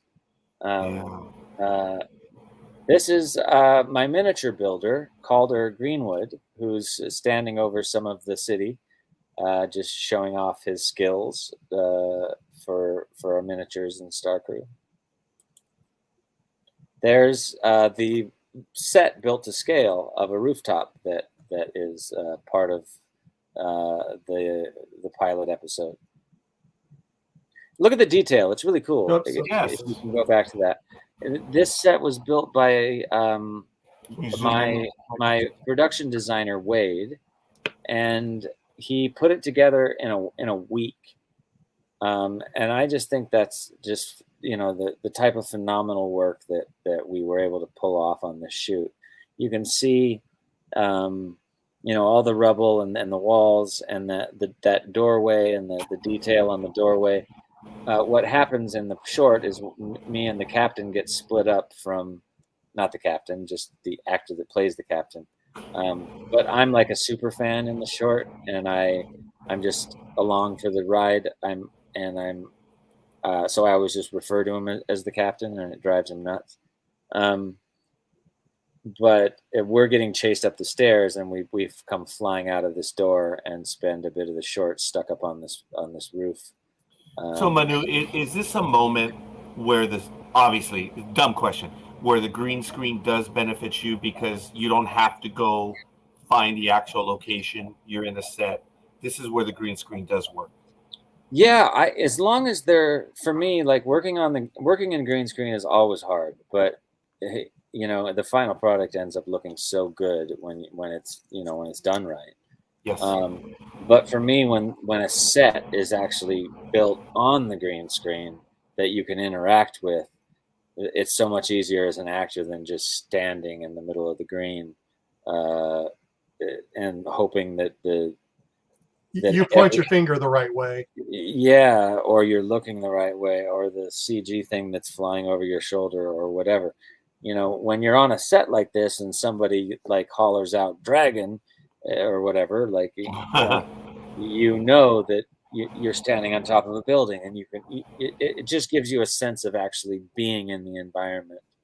And it also makes the final product, I think, look so much better because you'll get the backgrounds, you'll see the city in the background, but then you see real elements on camera with it that makes, to me, I think that the key CG was used so heavily in so many things, and I think sometimes it's overused to the point where the movie looks like a video game. And anytime that happens to me personally, I tune out of the film because I just go, I'm just watching like a video game. But when CG is blended with real real life elements in that perfect way that can be done. Like, for instance, Star Trek Into Darkness, I think did it so well of using real sets with green screen, or even the first JJ Star Trek. Remember the volcano Yes. in the beginning that they're in? That was a Oh, big blue screen around just a big rock volcano that had real fire blowing up in the background. And I just always love there to be real elements on the green screen that the actors can actually interact with. I don't know why I included this picture, but I was proud to work with her. This was a very, very, very small independent movie that was making fun of Trump, called Bad President. And that is Stormy Daniels. And I'm playing oh, that is her? Yeah. Oh. And I'm playing her lawyer in the film. It's a very small scene in a very small film, but it's the film stars a number of funny comedians, and it's worth a watch. A friend of mine plays Trump in the movie, and he does a pretty damn good job of it. Okay, And so are you supposed to be Michael Avenatti then? I know we probably can't say that. Yeah, I think so. I think that's the name of the lawyer. One of her lawyers, at least. I forgot the name of the character I play, but it's her attorney, her real life attorney.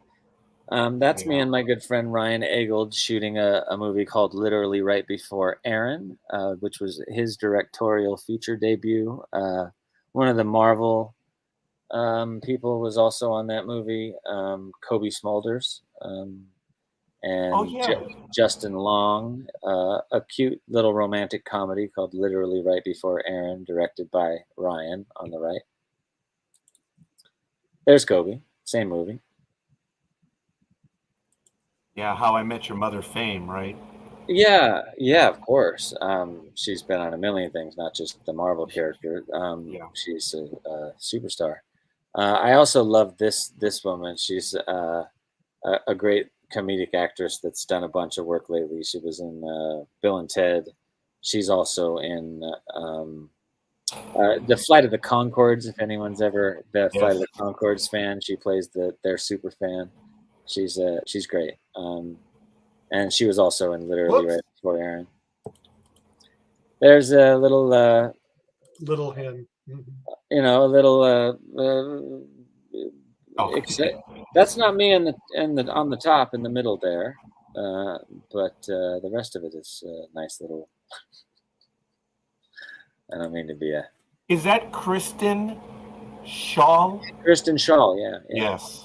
I don't mean to be a what was I going to say? I don't mean to be a cynical prick, but I am one. So I don't mean to be. It just happens to be the case.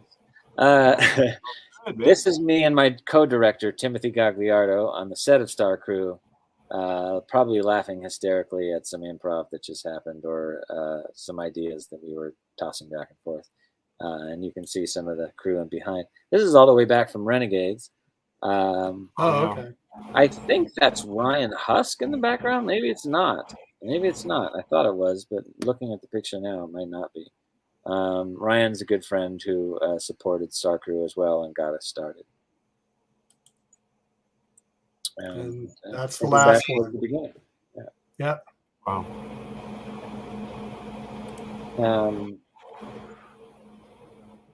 Those are awesome images, man. It is really cool. I sent you some more stuff from some movies, but Manu, I thought that I was just supposed to send you stuff to use for like an ad or something. Well, but we do everything. Yeah, we do. Those are wonderful images. Hey, it was fun. I didn't have a problem with it, but I just wish I would have sent you some more set photos.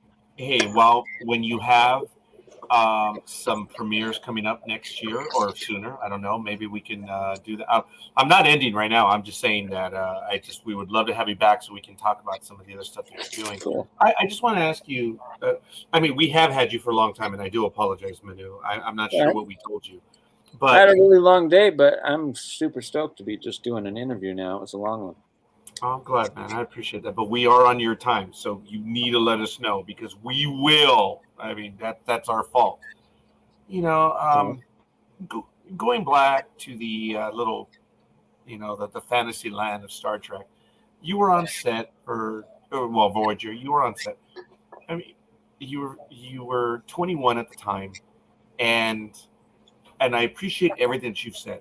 Being a part of this program, which really it didn't act the part. It did have the social commentary, and you were there. You were in Fantasyland, man. You went to Disneyland. It may not have seemed like it at times, but It's better than were. Disneyland. It was going to work on a spaceship for 2 years. Yeah. And getting to tell stories that actually meant something important and touched the human heart, and I think changed people's lives, at least for a moment, Oh, it did. When I see a and great it does. movie, I can walk into a movie sort of depressed or funked out about life or something. And if it's a great film, you can walk out of there like realizing that we're all the same thing, or, humans are more connected than you thought, or you can just walk out in a completely different mode, feeling humble and thankful and grateful for what we have, instead of locked into our own little depression. Especially in modern days, when it seems like all of us spend so much time trying to get everything done during the day. Yes. I remember 20 years ago, when we didn't have cell phones. I mean, we didn't have these smartphones, and you just went about your day in such a slower. The world moved slower. Things weren't so rushed. There wasn't a ding, ding, ding, ding, ding all the time trying to get you to answer an email or finish something or answer this or do that. You would go home at night. You would check your answering machine, if anyone remembers those. Oh, yes. And then you would get all those messages, and you would return those messages probably the next day, maybe a couple that night. And the world moved, the economy was still working. The world moved in a much slower, beautiful pace. My dream is to get successful enough that I can throw this away and people can call me on my home phone or my agent or my manager, and I don't have to do this anymore. I looked at this the other day, and it told me that I spend on the average 7 hours and 45 minutes a day. Yes. In this thing. It's frightening, isn't it? That is terrifying. Yeah. I hate that much of my life is. Manu, you're not the only one. You go out to a restaurant to spend time with someone, and I'm sure you've done this. You just look around, and you see a family, 4 people, and this is what they're doing. All 4 of them. I've had it with my youngest. And it's like, you can do that at home. You're already blowing me off at home. How about you talk to me? And she does, but it's amazing. I will tell you this. She did listen to me. We went to a hockey game in LA, the Kings, no less. And she had her phone. I said, Mija, you need to watch. It happens so fast. You're going to miss it. And after about 2 minutes, she was like, yeah, okay, you're right. She did put the phone down for the whole game. I was so happy. Thank God. Yeah. Yeah, and then especially a hockey game. Some people will go on a ride or go to a concert or see a hockey game and literally watch it through their phone.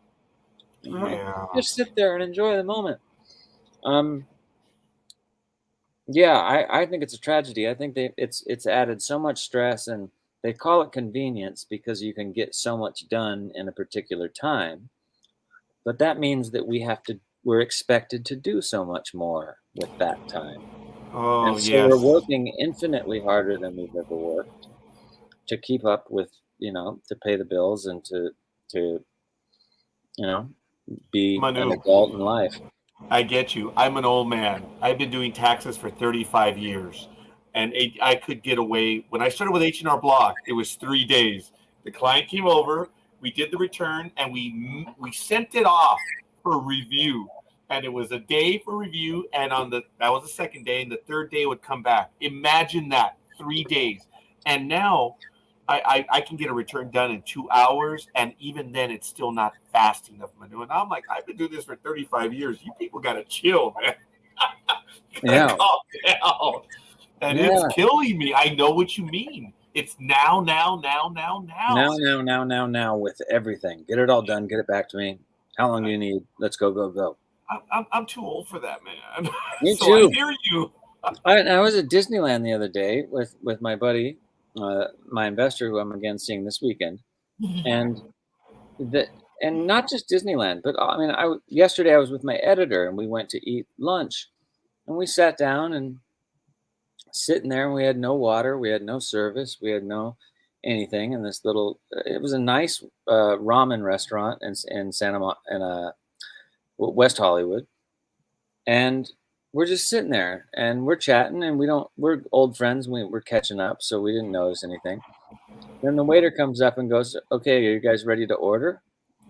And I'm like, I'm an old guy too, so I'm like, we haven't seen a menu. And he points to the table, to that little QR code that we were supposed to put on our phone and then order through our phone or look at the menu on our phone.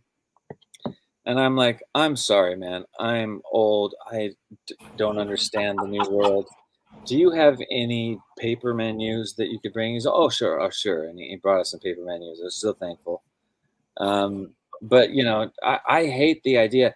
And when I was at Disneyland, we went to order some vanilla ice cream cones. And we get to the counter, and the guy says, I said, I'd like 3 cones, please. And I go to my wallet to pay him cash. And he goes, we don't take cash. And I go, okay, fine. Get to my wallet, and I take a credit card. And he goes, oh, we don't take those either. And I'm like, oh my. I'm like, well, how do I get ice cream cones? He goes, you have to go to the Disneyland app, which of course we had, but then only one of us had the app working correctly. So I had to spend time to find, it was me. So I had to buy the ice cream cones because my app happened to be working at the moment. And I couldn't imagine if you were at Disneyland like alone and the app wasn't working right, because the app's all glitchy. But everything at Disneyland now is app based. And if you want to get on the rides faster, you've got to buy the ticket in, and then the Genie Plus to get to schedule fast passes on the app, or the Genie to schedule fast passes, the Genie Plus to schedule unlimited fast passes every time you get off a ride. So you see people that have just gone into Disneyland with like a family with their kids that aren't rich, that aren't getting the first class experience or the second class experience, standing in line, and you see all these rich kids just running by them, and you see these kids like going, why can't I get on the ride? Yeah, they're and so sad. And then you can literally with the Genie Plus app, which makes your ticket like $280 for the day or something, you can then buy yourself right back onto the ride again for $20. So it's like, oh, you want to get right back to the front again? It's $60. And so people are just like going around and around and around, the people that can afford it, and everyone else that can't is like just watching them with jealousy. And then everything there you have to, so you see everybody on their phones like ordering and trying to figure it out, and then waiting for that to get through the system. You'd think there would be like 5G cell towers everywhere, but there isn't. And it was very hard for my old. I'm really sorry to hear that. I was fortunate, Manu. I had a good time. Don't get me wrong. It was still Disneyland, but it was like I was really bummed with the whole everything through the app. It sounds like it. I'm glad I went when I did. We had 2 years in a row. We had annual passes for my family of 4, and it was still reasonable. It was $300 for the year for each of us, and we had 315 days. So it wasn't the entire year, but it was a lot. And then I re-upped. It was $319 for the second year. And were you a California resident? Yeah. Yeah, so they had their specials. They don't have those anymore. They're gone. That same pass is now $800. Mm-hmm. I'm like, no. It went way past me, man. That's just one pass. The coach version for a family of like, a mom and a dad and 2 little kids. The coach level bad Disneyland experience is like at least $1,000, and that's not including hotel. Yeah, you're right. For a family of 4, I paid $3, $6, $9, $12, $1,200 for a year, and that was 315 days. My youngest and I, we had it down. Every other Sunday, we'd be there at 8:00, and we would do Disneyland because Fast Pass was when you still had the paper passes. Yeah. And we'd be done by 10, go to California Adventure. We'd be done by noon. And Manu, it amazed me how people were barely getting in the park. I'm like, don't you know how expensive these tickets know how are? to do it? Yeah, it's the mornings, man. Yeah, the morning was always the best. Now, Ross had a comment, and I know you talked about this real quick, so I don't want to belabor it, but you did share. He said, I was really bummed about what happened to the character Ichim in Picard Season 1. Were you given the chance to take up the part again? I know you kind of implied it, but the answer was no, and you explained why. No, so Ross, I wish. Yeah, I wish. I wish I was given the chance, but no phone call. I had some friends over there that I was even talking to about the character coming back, and they, because they were probably under NDAs, had to, it must have been hard for them to not tell me, because they were writing back saying, yeah, we're trying to get Icheb back on the show. We're trying to have him come back. It makes sense for him in this universe to be back. I was sitting there thinking, yeah, I'm going to go back to work. And then when episode 5 came along, and I was like, excuse me, did that guy just say Icheb? Yeah. So no, they didn't offer me the role, and I don't know why, but I'm pretty certain it was because of my defending Kevin Spacey. Even though I immediately apologized for it, I admitted that I was wrong, but I'm sure that was what caused it. Yeah, I had some friends that thought that you were in it, and I go, no, that was not him. And they go, it wasn't? And I said, Oh, I knew it wasn't him. Oh, I did too. But, some of them, they just, oblivious. I don't know. But I said, that's not him. Believe it or not, a lot of people don't recognize. They just don't. But if they just don't. I mean, they didn't have anywhere near the same hair, the same facial structure, the same anything. No, nothing. And then the way they did it, man, it was ruthless. Brutal. There was a message. That's why I think it was a message. I was in a red shirt. It was a message. The way they did it, it was like, you're dead to Star Trek. You bigoted.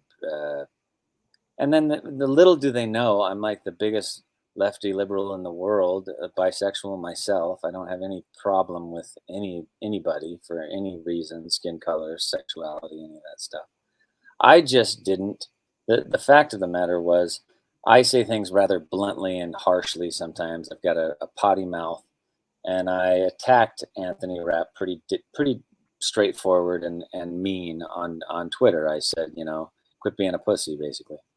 You probably have to beat me out for that. No, not at all. But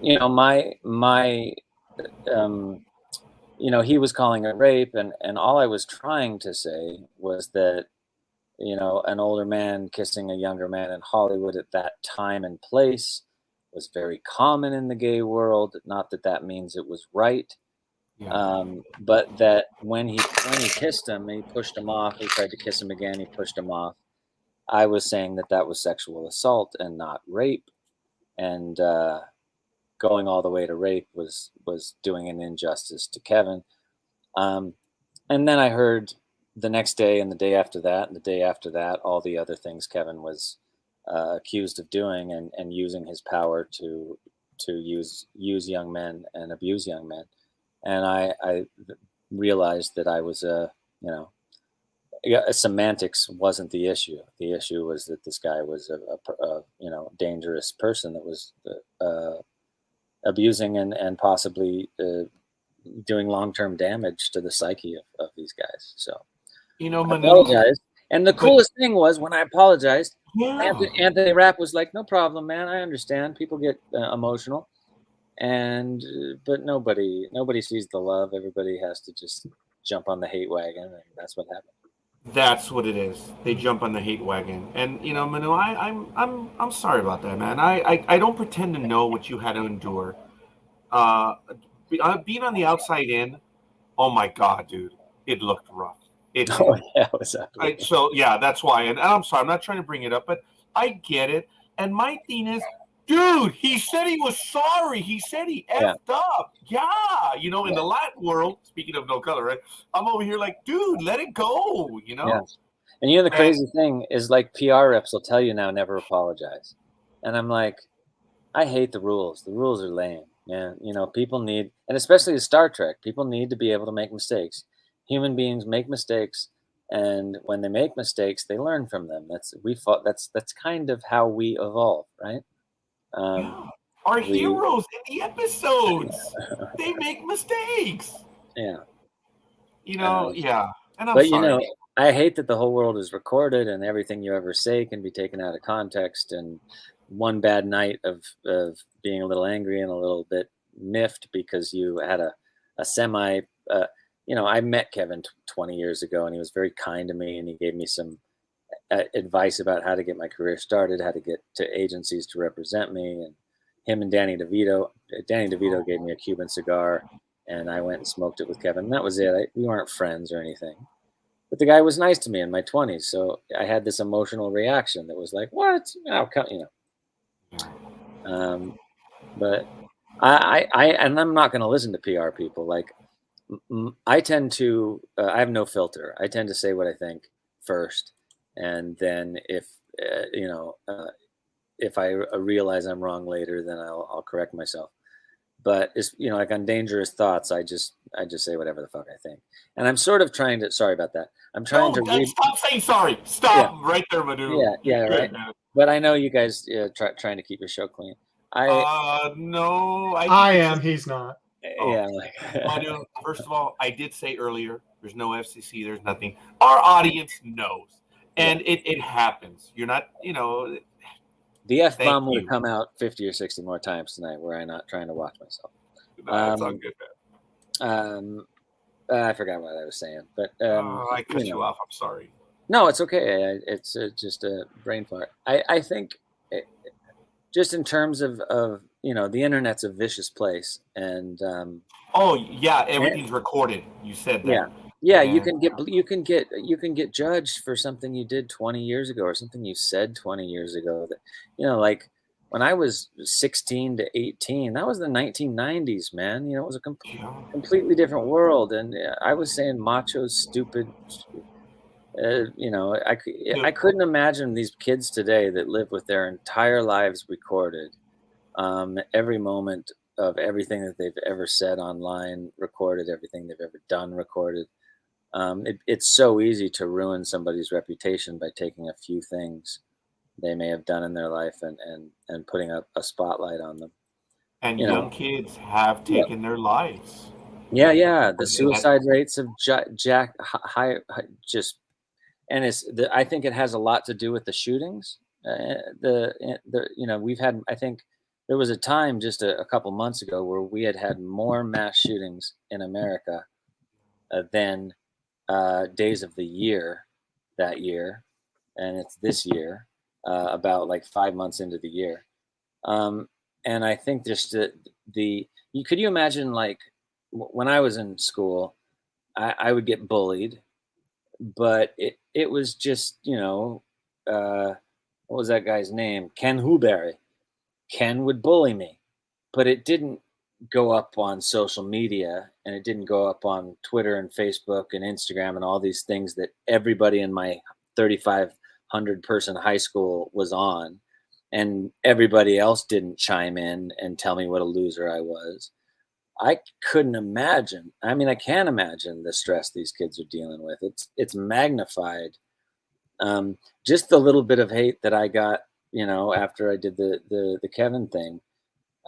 It was about 3 months of just intense hate mail, over social media. Most of the fans, hey man, love you, you know, I'm sorry this is happening, etc. But a lot of hate, and the hate tends to, like, just hit your heart a lot different than the love, like you said, and it makes more noise than the love on social media too. Um, but it was good for me in the end. I was like, I realized that, but some people can't handle it. For me, I realized that, like, no matter what, as an artist, no matter what you say or what you do, somebody's going to judge you and somebody's going to hate you. And the more famous and the more successful you get, the more hate you're going to get. Oh my God, you see what he was wearing? Oh my God, you see what he looked like today? He must be on drugs. Oh my God, all that stuff is going to get on the magazine covers, and it's going to get, So I went, hey, if I ever actually get to the place in my career I want to get, this is just going to get worse and worse and worse and worse. And so I learned to just like let it roll off my shoulder. Haters are going to hate, lovers are going to love, and just ignore the haters. It's not worth it.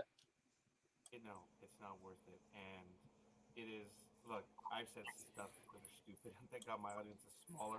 When it was on the radio, I really said something very, very stupid. Now, I can say it, there's 4,000 episodes. There's like 18,000 hours. So if someone wants to go back and try to find it, I'm sure they could, but no. And it was, and I'm sure it could be accused. I could be accused of being a very hateful, and I don't want to even use the word, but I was describing a situation, but it was tinged with color, and I was trying to make my point, but everyone said, "Oh, you're a racist pig. You're a racist bastard." I said, "What did I say? I'm trying to explain the situation." But nope, that's exactly what they said, man. I'm a racist bastard. It's like that's what they live for. On our sports program, Manu, we call those people apron stringers.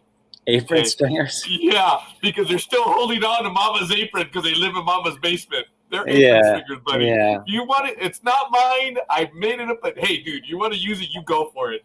But that's what we call them. We call them apron stringers, the ones that still live in Mama's basements. And all they do is spew hate. And I just don't get it. I don't. Remember when Bill Maher dropped the N bomb a couple years ago? Yes.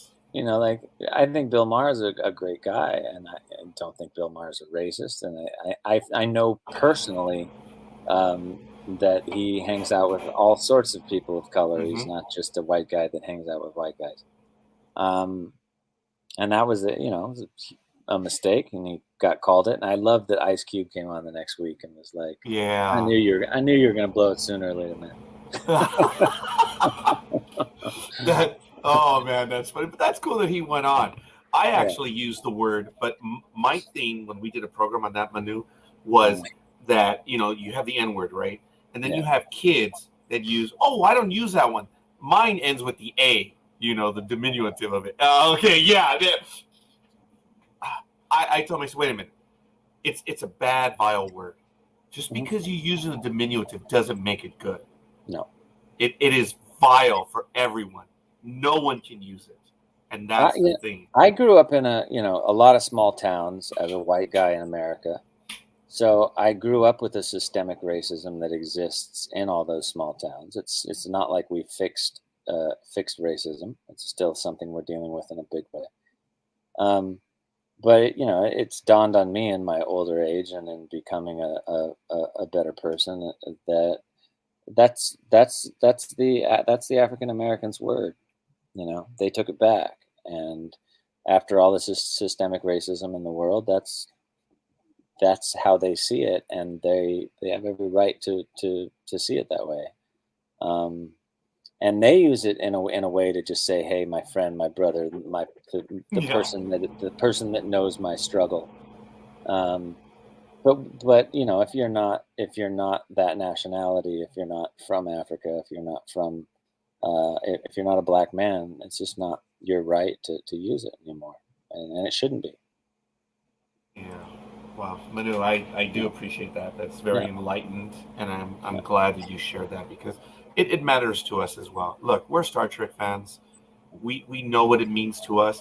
I mean, I'm glad you talked about that you've seen this stuff before, but what does Star Trek? Oh, well, no, you already answered that one. I was going to say, what did it mean to you? Can I go back just a little bit to the N word because just make it instead of go for it. Go back to that one. What's really hard for me is I'm a gigantic hip hop fan.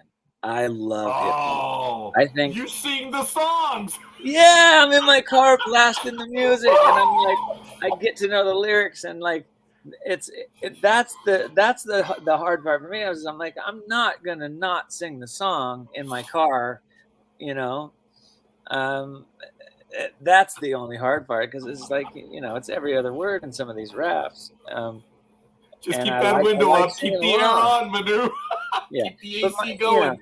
my black friends don't give a crap when I'm singing the song, and I have a lot of black friends, so I'm proud of that fact. But I, that is the one time though when you're like alone in the car and you're jamming, and then you pull up next to a few black kids, and you all of a sudden it becomes you're not singing anymore.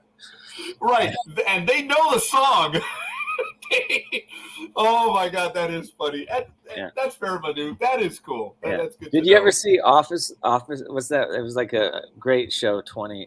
The movie, like it's almost 20 years old now. I think. Called Yes, Office Space. The Office. Oh no, Office Space. Yeah, in the beginning of Office Space, that geeky white guy's in his car going, and he's just jamming along, and then he pulls up on this dude that's standing there, and he's just like turns the volume down. Oh my God! Yes, Manu, I think we've all done that at one time or another. That is so cool to know, though. Folks, you've got to know the person, and you can tell when someone says it whether they mean it or not. And that's the thing. And people don't pay attention. They just hear it, and that's like it's a flash. And again, the apron stringers go wild because they're at home. They ain't getting any. They're unhappy. So, and I think join the hate wagon. Racism in general is just a tool. I think that is used to keep us divided. Yes. It's not. Yes. It's like, you can be all different colors and be what's the word? Colorblind, I guess. No, when you're like overlooked for something because your race or religion or okay. I think I know what you're saying. Go ahead. Yeah. You can be you can be abused or things can be made more difficult for you because of your religion, your race, your color. Even in modern Hollywood, there's all these contests and all these, there's this huge push towards diversity, and I'm all about it. But then there's times when it gets a little bit goofy, when like I'm gonna do a movie about the Italian mafia, but then like you want me to cast Black and Asian characters, like. There's no Black and Asian Italian mafia leaders, like when it gets that goofy, I start going like, what are we doing? Okay. Like 99% of me is all about the diversity in casting and getting more of a equal representation. But then sometimes, like my buddy Thiago, a producer buddy of mine who's working on Star Crew, is actually from Brazil. He's a Brazilian, but he looks very white. And he speaks like a white guy. He's lost his Brazilian accent. He's worked very hard to do that, to come over here. And then, he'll sign up for some of these programs to get into the Harvard pitch class or the PGA program that we were just accepted into. Yes. But they'll see him and they'll go, that's a white guy, man. He can't sign up for this. And he's like, no, I'm Brazilian. Just happened to look very white, and I lost my accent, worked very hard on that to try not to be hated on for other things, but now you're hating on me for being a white guy. It's like, it's just a ridiculous thing that we do that we need to just stop. I learned a hard lesson culturally. My parents are from Mexico. I was born here. It just means I was born here. That's it. Mm-hmm. Do you remember that Selena, that she was a musician? Yeah, the musician. Yeah, the one that the agent took her life in '95. Okay, when they came out to make the movie, Jennifer Lopez, she's I believe she's Puerto Rican descent. Yeah. Everyone lost their mind. She said, well, why isn't she Mexican? Yeah. Why isn't she? And I couldn't believe the anger in my own culture and background. And think of this. Lieutenant Uhura, Zoe Saldana. She's, of course, she is Black, but she's more Latin. And our Black brothers didn't say a word about that. I learned a hard lesson on that. I don't remember people throwing a tantrum as to why isn't a what they would say a real black person. I know I'm bordering on ignorance, but you know what I'm saying. It's just some people, and they didn't lose their mind over that. And my culture, we're dumbasses. They were. It's like, what, Puerto Rican? What the hell is that, people? Yeah, it's the cousin. We're and human. I couldn't believe that hatred. We're human. And the truth of the matter is, we're like, human. Yeah, we're human. Just stop it. We're human. And stop giving advantage and disadvantage. It's just, I don't know. I wish we wouldn't just knock it off. I wish somehow we could figure out how to knock it off. You know, I look at the relationship that Michael Day and I have. We met through the internet, through interviewing as being a guest, and then he helped me to get other guests. Michael and I are about as far apart as we are, both figuratively and literally. This man lives not too far from the vice president right now. He's out there in Moneyville, and I'm going to embarrass him. He's probably going to get mad at me. I'm in Pomona, dude. We're about as far apart in the political, in the socio-economic, everything. That's another thing that I hate about these things. They polarize us. They polarize us. Yes.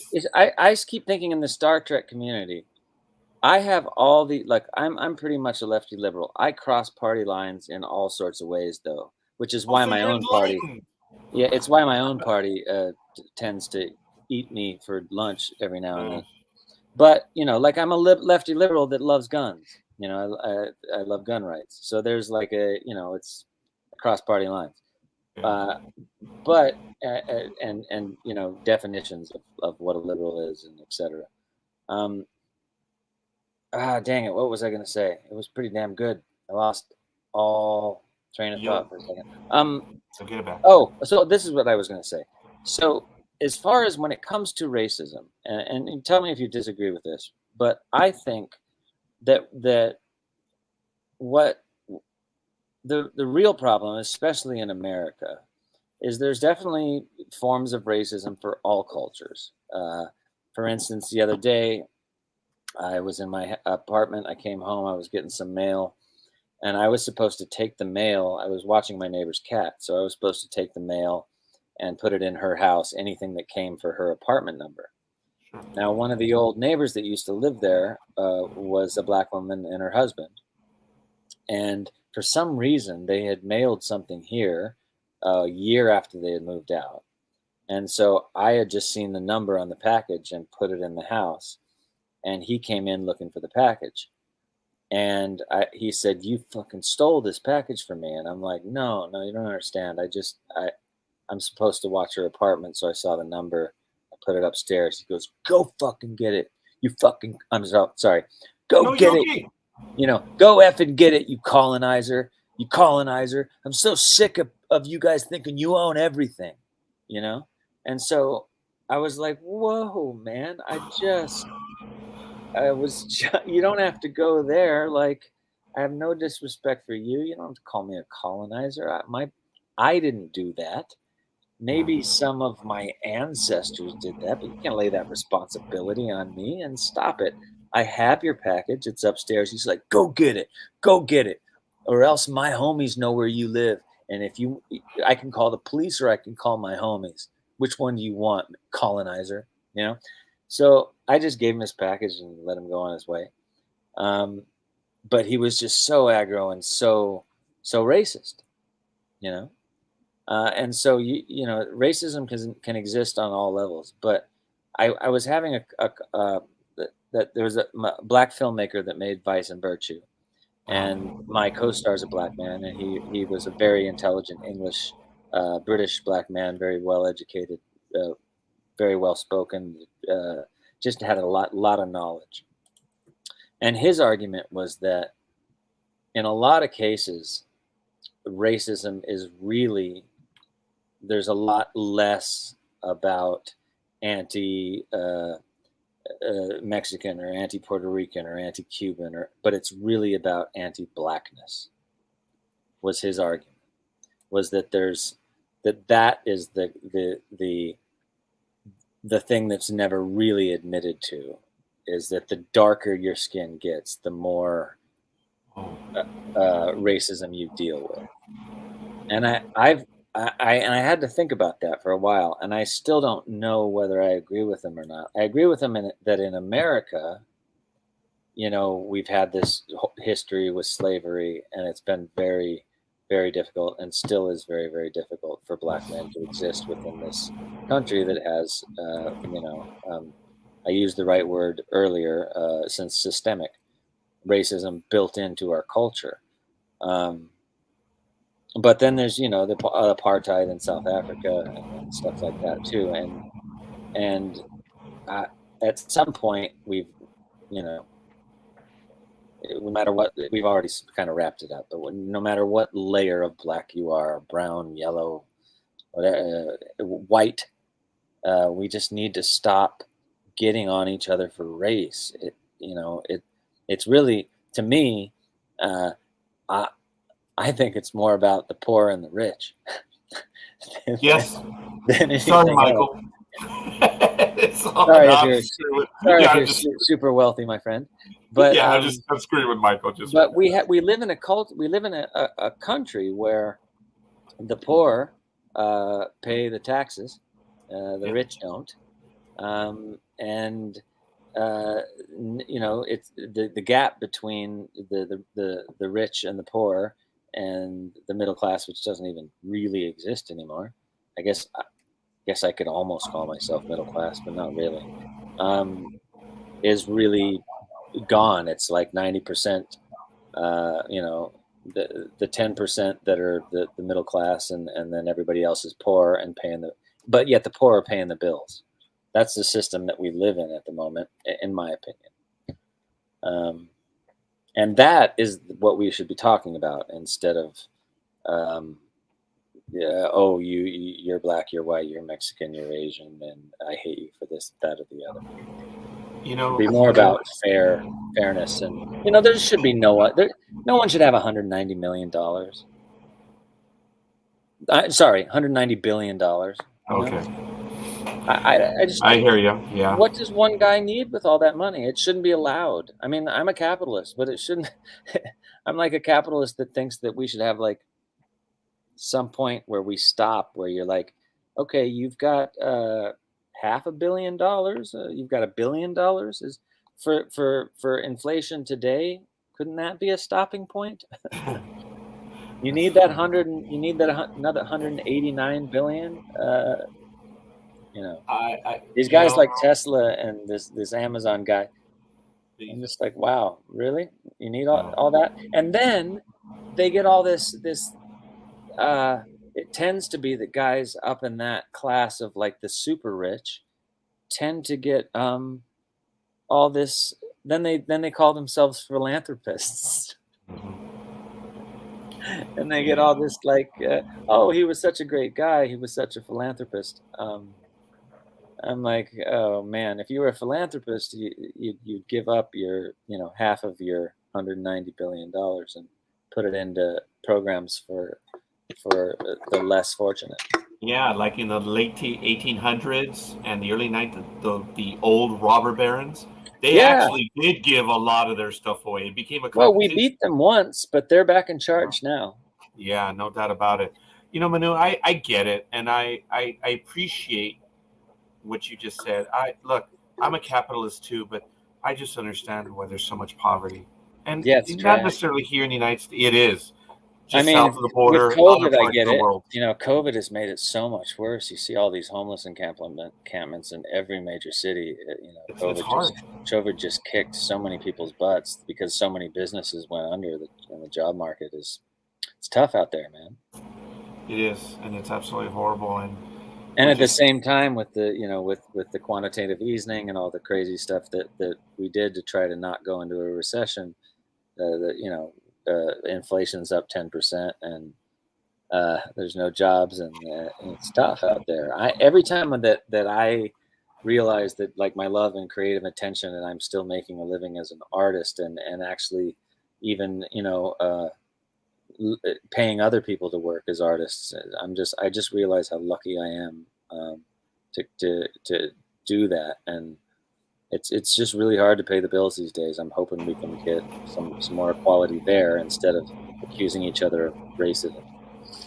Manu, everything you just said right now, for being the lefty liberal who doesn't know anything, you know a lot more than those on the right screaming, because I'm in the middle of that myself. I'm an activist. I don't think you and I are very far apart on that. I've been accused of being a liberal. I think I'm a centrist because I do believe, like you said, guns. Ross had a nice comment when you talked about, I had to shoot a skunk outside my chicken coop last night. Guns can be necessary. Yeah, Yes. for sure. Yes. I get it. But I do believe there should be something, but I'm not going to get into that part right now. I don't want to bore everyone. But yes, I do believe that we should all have the opportunity. I don't believe, it's a good country, but things need to be fixed. But maybe to answer your question a little bit, and maybe Michael will want to comment, what you were talking about, the issue of race, I could see that, and I'm no expert on it because I've benefited because I do not come across as Hispanic. I don't. I've been mistaken as European. I've been mistaken as Persian. I've been mistaken as everything and anything. Mm-hmm.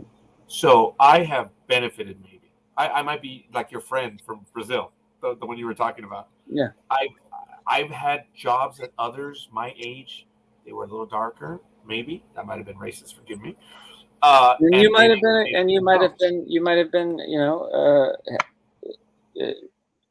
Can't keep the term keeps slipping me, but you might have been,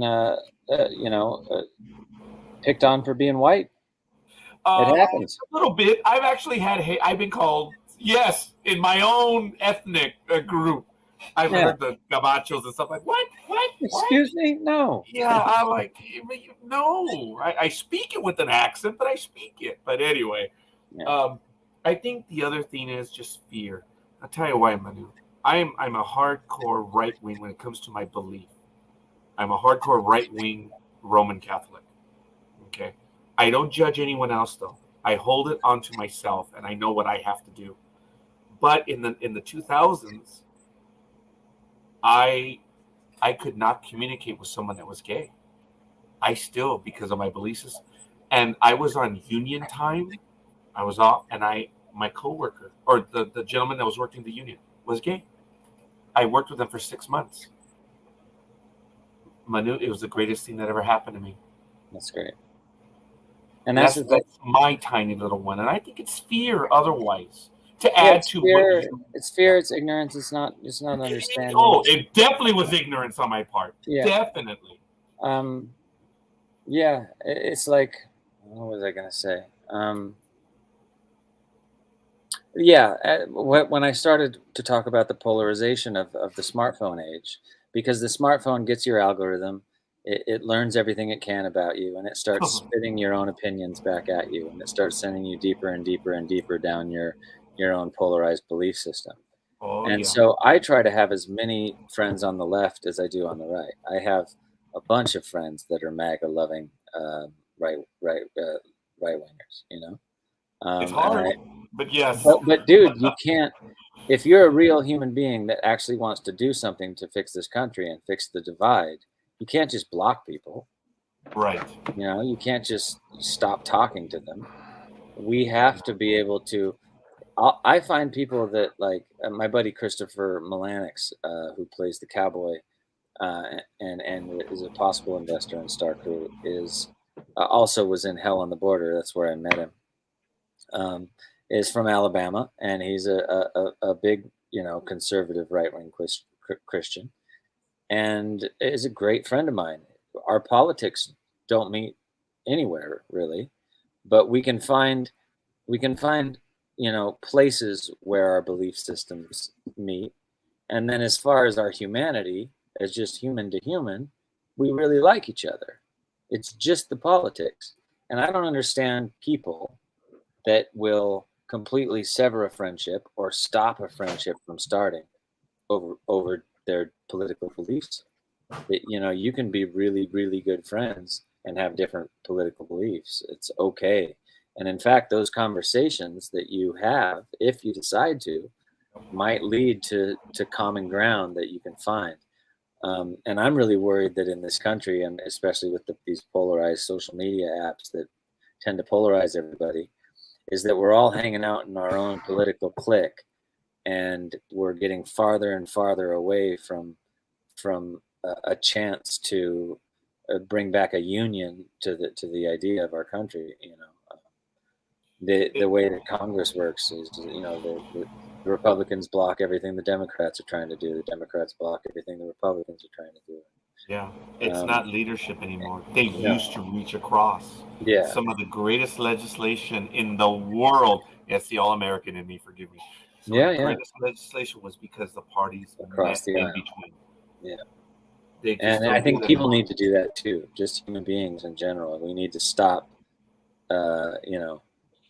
flocking with birds of a feather and start opening your minds. I had a Star Trek fan write me once who was a MAGA guy, and he was really bummed because he went to a Star Trek convention, and a lot of the actors on stage and Star Trek actors for the most part tend to be liberal. So a lot of the actors on stage were poking fun at Trump and poking fun at his belief system and et cetera. And he felt like he wasn't he wasn't allowed. He wasn't, he wasn't wanted there. And I said to him, that just because a few of the actors on stage and a lot of the Star Trek actors and community tend to be more left wing. I mean, more liberal. It doesn't mean you're not wanted there. Like, we need to have as many friends on the right as we do on the left. Politics should not be something that stops you from being friends, co-workers, business partners. It's just, and the more we polarize, the worse off we're going to be. That's my opinion. And Manu, I thank you for that. You're covering it. The only tiny thing I would dare add to that is I want to repeat what you said earlier. You talk, and you do talk to them. Yeah. You have your friends, and we're not doing that. We're not even close. Yeah. And I'm not an expert in it. I get impatient, but I know that when someone just wants to make their point and doesn't care, what are you going to do? It's just, they're not, they're talking to win. Yeah. They're not interested. And those are tough, Manu.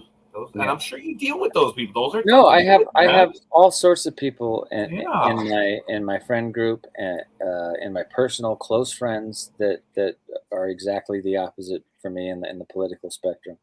I've got tons of people on the social media that are exactly the opposite of my political beliefs. But the conversations that we have when we find that common ground, it's a really, really cool thing. They're priceless. Yeah, priceless. And Yes. that's a good word for it.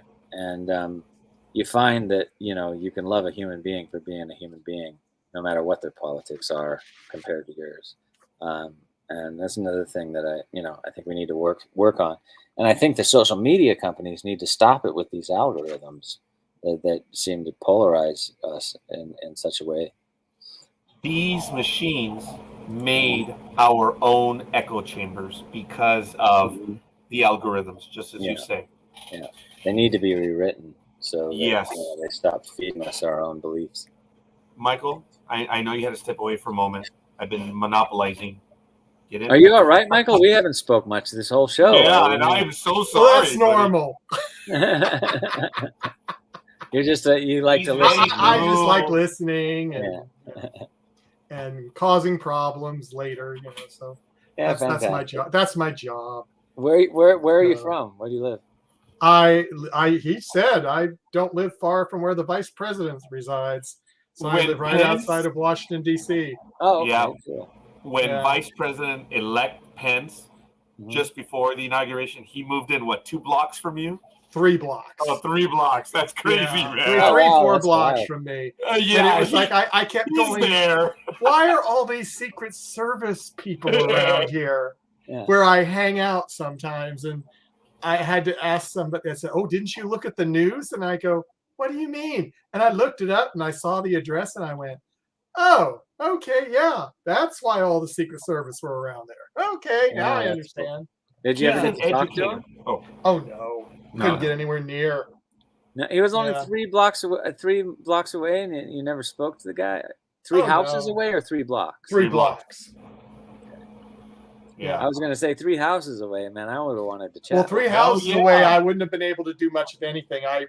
I heard about some of the things because security was just, crazy for it was crazy. And I mean, had to do super checks on all those neighbors. Yeah, and I had a roommate at one time that was part of the detail for the president on the Secret Service. You rat! You never told me that. I don't tell you everything, Roger. Okay, when we're in conversation and we say something really stupid that might be tinged politically, the phone call gets cut, Manu. Why do you think I told you? I was being dead serious. He used to joke about, NSA heard something.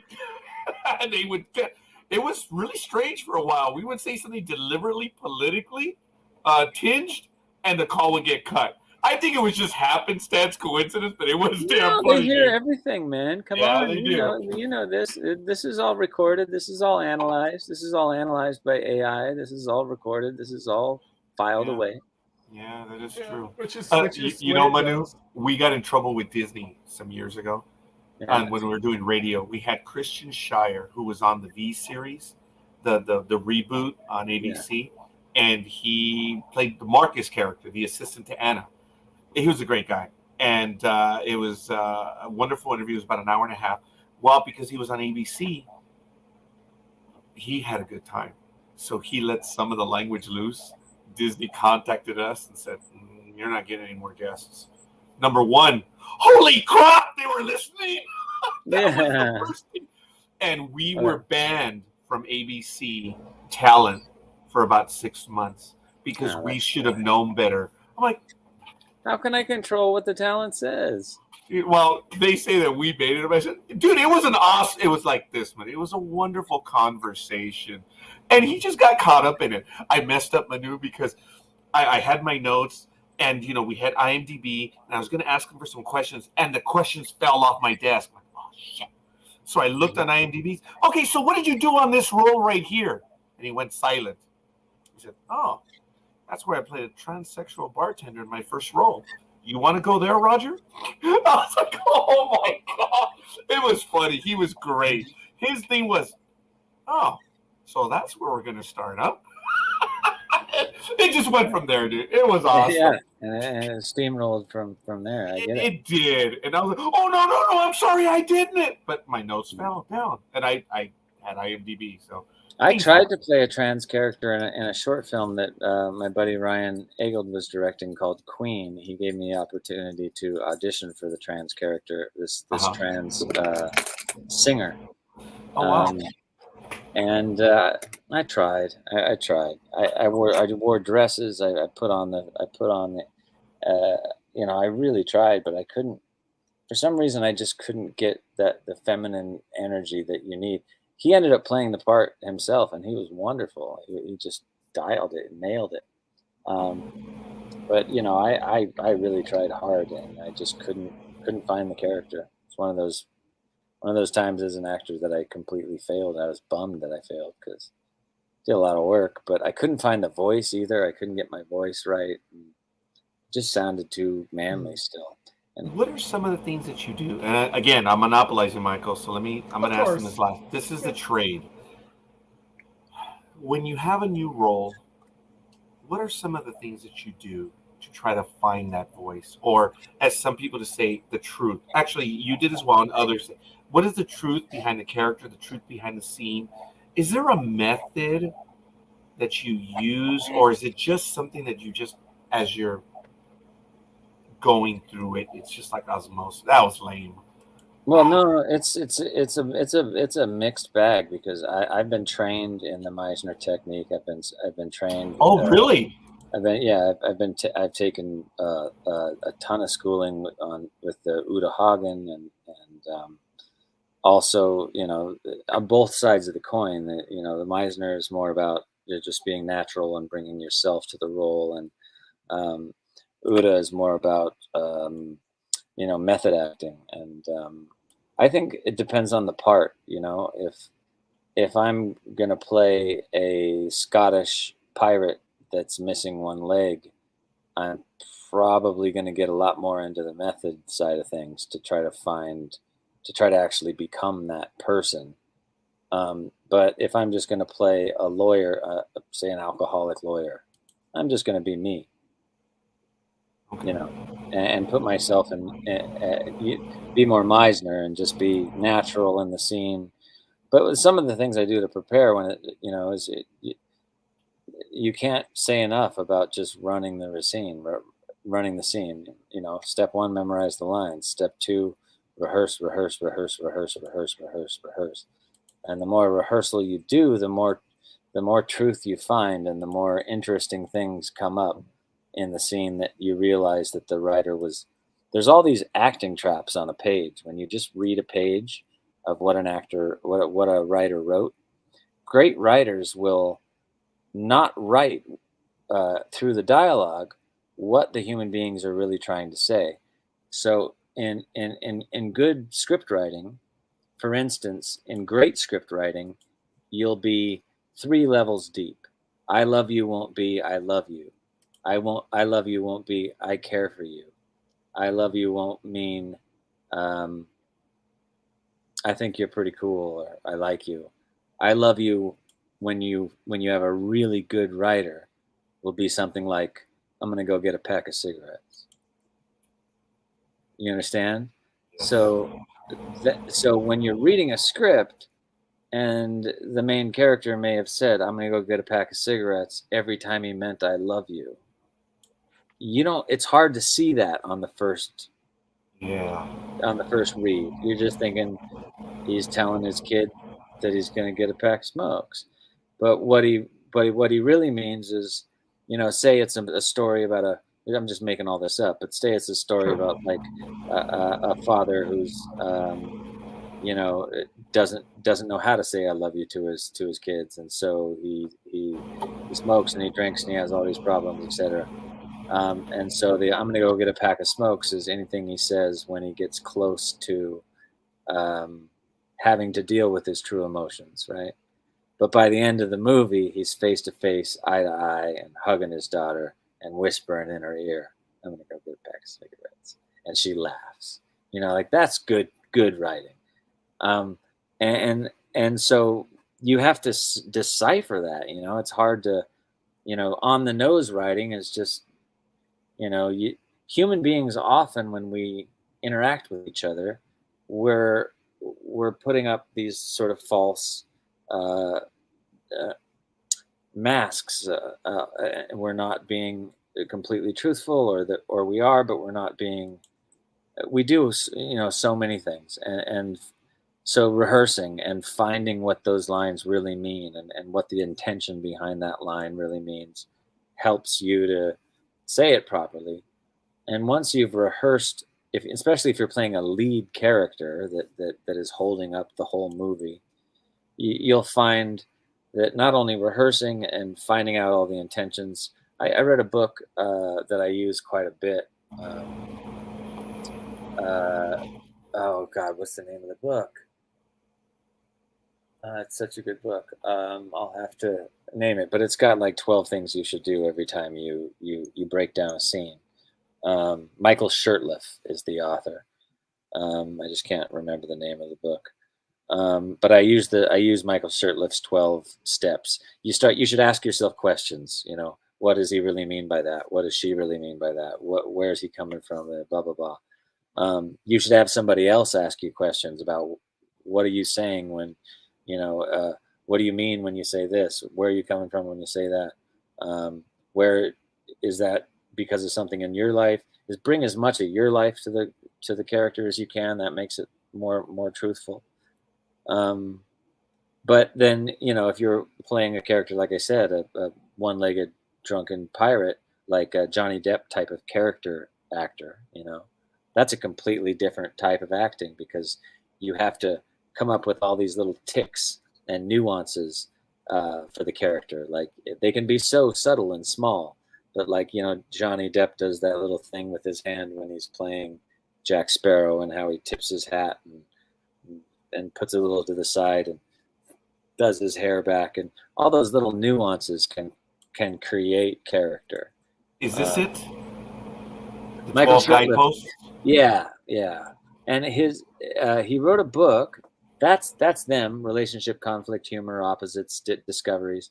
If you take a look at that, or anybody wants to take a look at that, that's like just a great guideline for how to get through a scene and find out everything you can and play it properly to find the truth of what the writer was looking for.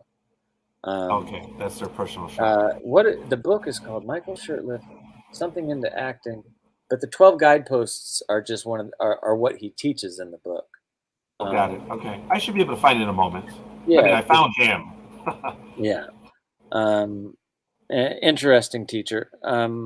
But then there's like little acting exercises for like film acting, and theater acting is a completely different world. So if Is you're it The Exceptional Man? No. Like for film acting, you have to be small, subtle. Realism is really important. You need to, camera can be right here. You can't be false.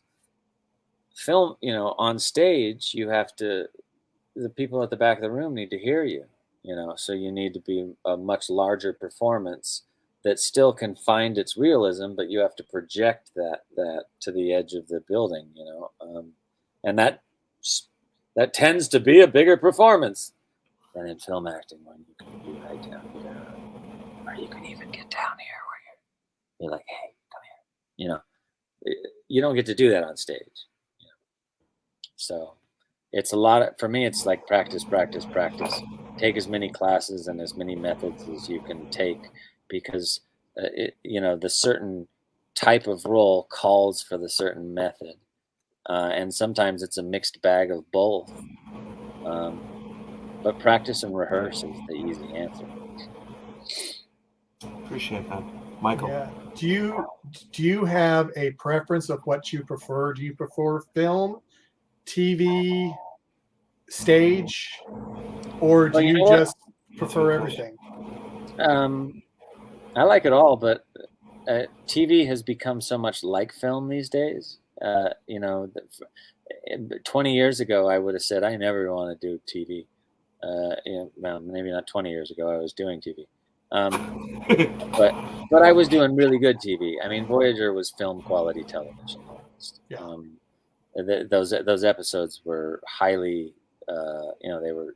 I think those last 2 seasons, they were spending $5 to $7 million an episode. That's a lot of money for television. And at that time, yes. At that time, a ton of money. At this time, still quite a lot of money. There are some shows out there that are making their, half an hour program for $400,000 to $600,000 an episode. So if you get lucky enough to be on a show that's getting millions per episode, you're likely on a great program. So TV to me is, so much of TV is well funded now to look like film, and is well written, and sometimes even written better than film. My favorite show this year was Severance. Last year on Apple TV, Severance was such a wonderful sci-fi. Okay. If you guys haven't seen Severance, oh man, great sci-fi. Ben Stiller directed. I don't know who wrote it. It stars Adam Scott, Zach Cherry, and Britt Lauer. John Turturro. John Turturro's in it? Yeah. Hey, boom, that guy's in it too. Christopher Walken. Wow. Oh wow. Yeah, I'm gonna work down here. Okay. Walken's in it. It's a wonderful, and it's just written so well. It's written in a way that just teases you, and you want to learn a little bit more information and a little bit more information. And it's about this process called severance that you can do to yourself that severs your working mind from your conscious living mind out in the society. So when you go to work, and as soon as you go in the door to work, you forget everything that you are out there. You don't know who you are out there anymore. And when you walk out the door to work, you forget everything that you were in there. You have no idea what you did while you were in the office. And so you basically, your office self is always stuck in the office, wondering what life is really like out there. And yourself out in life is always wondering, what am I doing in there? And it's this really sort of fun mystery / sci-fi look at the 9 to 5, and it's just wonderful. Like every episode, you get a little tease, and you learn a little bit more about what's going on, and Patricia Arquette's in it as well. Yeah, I saw I that. think Ben Stiller as a director has become a master of his craft. This year, Severance I thought was the best TV show on television. Last year, I thought it Ben was Stiller, Escape from director. Dannemora, about the two criminals that spent 20 years escaping from that prison in northern New York, and then getting caught, of course, but didn't ruin the ending for you. No, not at all. No, But no, it's no, just no, the you're way good. the story is told. It's just so good. It's amazing the names that are in this program. I'm just looking through them, and yeah, I Oh, saw it's Patricia such a good Arquette, Mark Geller's in there as well, and yeah, it's amazing. I'm And the trying to check. writing is TV writing, but it's film quality television. It's like, Yeah. um, Well, it's like Orville. These long episodes and a lot of seasons. Did you see the I third haven't season? seen the last season. No. Okay, okay. You know better than I do, but they were each episode was almost feature length, but a shorter feature length. Some of them were about 120, 130. Yeah, Huh, Michael? that's a movie, man. Yeah, it I think is. 77 minutes or something is like technically a feature, so that's a Oh, is movie that length. okay? Yeah, when I go see a kids movie and it's 77, yeah, it's not a feature. I'm just kidding. No, I'm only kidding. Yeah. Well, Michael knows I enjoy the long movies. Yeah, To me get too. away. I like Get a good 4-hour movie. Give me a Hell 4.5 hour film. Like I miss those. I the only person that gets away with making them is like Scorsese or Tarantino. They don't let anybody make regularly movies that long. Scorsese. Yeah, I like have- to sit in the theater for 4.5 hours. I'm in. Yeah. If the movie's good. Right. Wolf of Wall Street, in my humble opinion. Yeah, that was a good one. That's like 3 hours, man. What was this last one they released with The Irishman? The Irishman. That's exactly what I was thinking of. That was a great one. That one's well over 3 hours. And the storytelling about, and I think the theory about how Hoffa was taken out was pretty spot on. I think that could have been very, very much history. Who knows? But it made sense. It was fun, man. So yeah, television or film. I don't have a preference. I just want to do good. I just want to be in something or produce something. I'm not real proud of the films I've produced yet. I haven't made a film that I look at and I go, yeah, I made a phenomenal film. The Star Crew Proof of Concept, I've got really high hopes for. I really like the rough cut so far more than anything I've ever produced. But I just like good writing. If it's good writing, if it's film quality, TV and film doesn't make no difference. And Ross does some special effects for internet programs and stuff, so it's kind of cool. He says he did play one in high school, but he's much happier behind the camera. Like, hey, you know what? I was behind the camera in my senior play, and it made me join up and be in Joseph in his Technicolor Dreamcoat. I was the. I love that play. That's a great play. Yeah, I can't sing. I'm unable to sing. Yeah. I'm not a big fan of musicals. I don't like musicals much, but that's a good one. It was fun being in that one. That's a good one. That was my senior play. And musicals for the most part I despise, but every once in a while, my girlfriend loves them. She'll turn me on to an old classic. She made me watch, I think, Mutiny in St. Louis. I loved that. I loved it. It was great. Yeah. It was great. Yep. And I should watch more of that stuff. She made me watch a bunch of the classic dance movies with Fred Astaire, Ginger Rogers, maybe. Fred Astaire, and who's the other guy that dances a little harder? He's more. Why can't I think of his name? I think I know who you're talking about. I can't think of his name right now, but like La La Land. I thought La La Land was. Gene Kelly. Thank you, Gene Kelly, right? Gene Kelly, there we go. Yeah. Yeah, thank you, Ross. Yeah, great. Yes. Movies and television, I don't have a preference. And then theater, I'd love to do a play, but it's hard to, in LA, it's hard to get into any of the plays that pay a decent wage. There's only a couple theaters that do. Yeah, compared to, I mean, if I was it in New is York, I'd delightful. be auditioning for theater all the time. I mean, LA does have a theater scene, but nothing like New York, right? No, It's not I even mean, close. LA has a couple of theaters that pay equity, and usually it's the bottom of the barrel. But I mean, you can make a decent living if you get a good role on Broadway. Yeah. We've had a few of the guests that have mentioned that. As a matter of fact, Robert Beltran had mentioned to us that his love of life is theater, and he said due to him being on Voyager for the 7 years, he's able to come because he did well. He's able to still work in theater just for the love of it. Because Well, he said exactly Beltran, what you said. They don't pay. when you have him on, Beltran came up with this idea that he pitched to me a few years ago called Stage Track. And we were gonna like do a Kickstarter, get a few Trek actors, and we were gonna rent a small, 100-seat or 30-seat, 90-seat theater. Okay. And we were gonna put up just one play under the company Stage Trek and actually use all of your favorite Trek actors, but not in a science fiction play necessarily, just in a good play. And then if that worked, we were going to continue to put up plays, maybe 4 or 6 times a year with different Trek actors involved and call it Stage Trek. I thought it was a great idea. We worked on it a little bit. We talked to a couple of investors, and then suddenly, we just stopped chatting about it. But I think it's a great idea.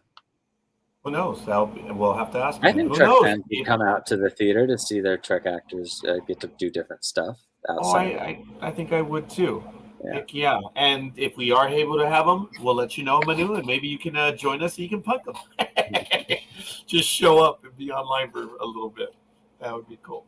He'll blame me for dropping the ball. Oh, that would be fun. All right. Well, at least you let us know in advance. So that is cool. Michael, go ahead. I love Rob. He's one of my good friends. We had him on, and this was early on in our run, and we started like 15 years ago. So it was within the first 2-3 years, and he was very kind as well, not unlike yourself. He gave us a lot of time, and being that he was Latin, we actually spoke in Spanish to each other on air, which was kind of neat. And I think we just did it because we could. Yeah. But he's quick, dude. I mean, he kind of chastised us on air. He's like, "Come on, bring it, guys." Yeah, We're bring it. Is it? Yeah, right. Yeah. I call him Chicobert. Oh, Chicobert. All right. That is cool. Let me tell you, he was. This is hero worship for us, right? And it is tonight too, Manu. It's just because we've been doing this for a long time. But when he was chastising us. He's like, "Come on, guys, bring it. Let's go." But he stayed on with us for a long time, and it was really cool. Well, how long do you guys go? We've been on for 2 hours and 45 minutes. You don't want to know. Really? How long have you gone? Sometimes 5. You've gone 5 hours before? Yeah, we have. Yeah, but we're not going to make you suffer. No way. I mean, why? Why? That's a long show. It was a very long show. And he didn't finish.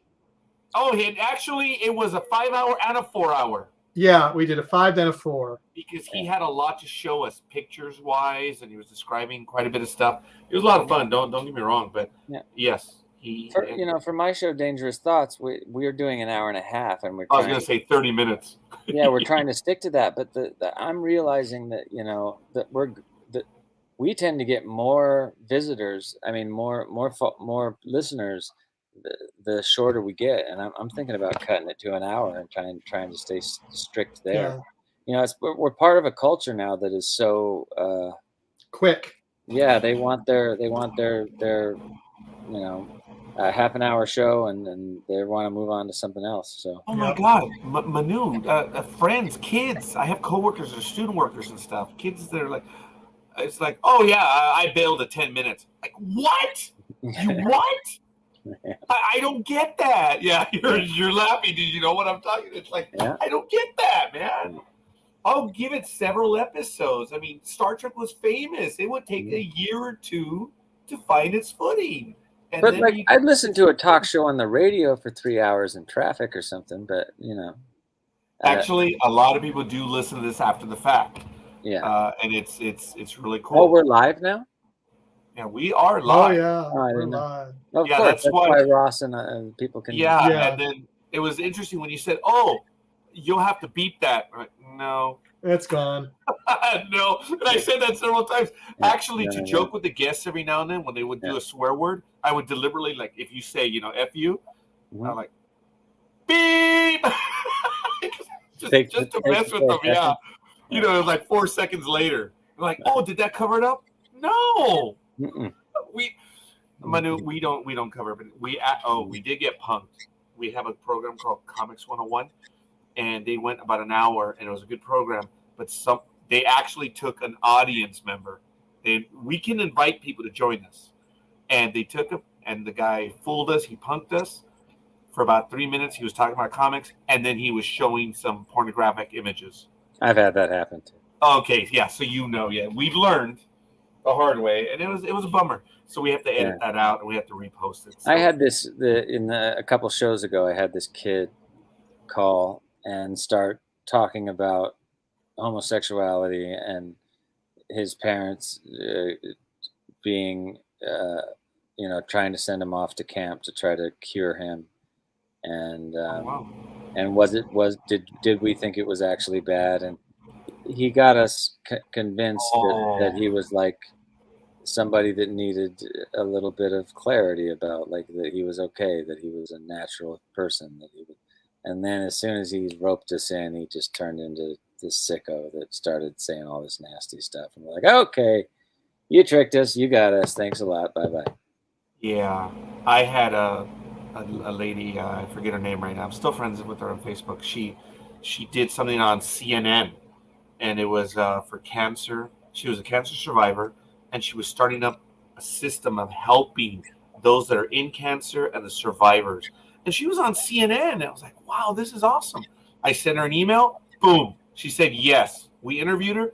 Some mother called in, suckered us, and he's saying this and this. And then he said, I just want you to die of cancer and all this, and I hope it eats you alive. Dude, I'm just like shocked. I know. Yes, Manu. And then, I had to hit the hang up button, but dude, he got it in, because he suckered us in. And I felt bad. She was a cancer survivor. And what I don't are you saying as a host? I don't understand what trolls get out of that. I mean, I have a few friends. Apron stringers, Manu. Yeah, apron stringers. I have a few close friends right now about fighting cancer, and like, how cold could you be? That's so cold. I had a coworker, and this is very extreme. I still have the coworker, but we were talking about some mass murderer that he just did something really horrible. He killed, and I'm not trying to put a number on it, but just for the sake of number, he killed like 7, 8 people. And what he did to them, mutilated them, went after kids, whatever. And he said, dude, you got to rip up his ticket. What do you mean? He says, he can't play with us anymore. He's got to go. He has to be eliminated. Sometimes you do have to cleave a few people from the human race. And I'm not exactly for that, but Manu, there was some logic to there. Even he was like, they can't play with us anymore. I like the idea of, like, trying to figure out how these people, are they born? Like, are some people born psychopathic? How does it happen? Is it genetic? Is it, Yeah.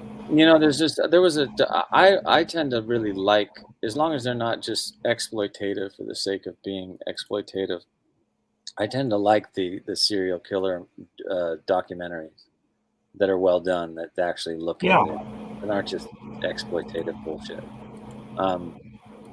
There was one done on this guy in England who was just a very calm, normal chap that just sounded like a very sweet guy, that just very normal man who had left, when he was finally arrested for killing and eating like 17 boys and putting them down the drain and all this horrible stuff, he left like hours of tape of him just chatting in his prison cell about who he was and his history and how he became the way he became and blah, blah, blah.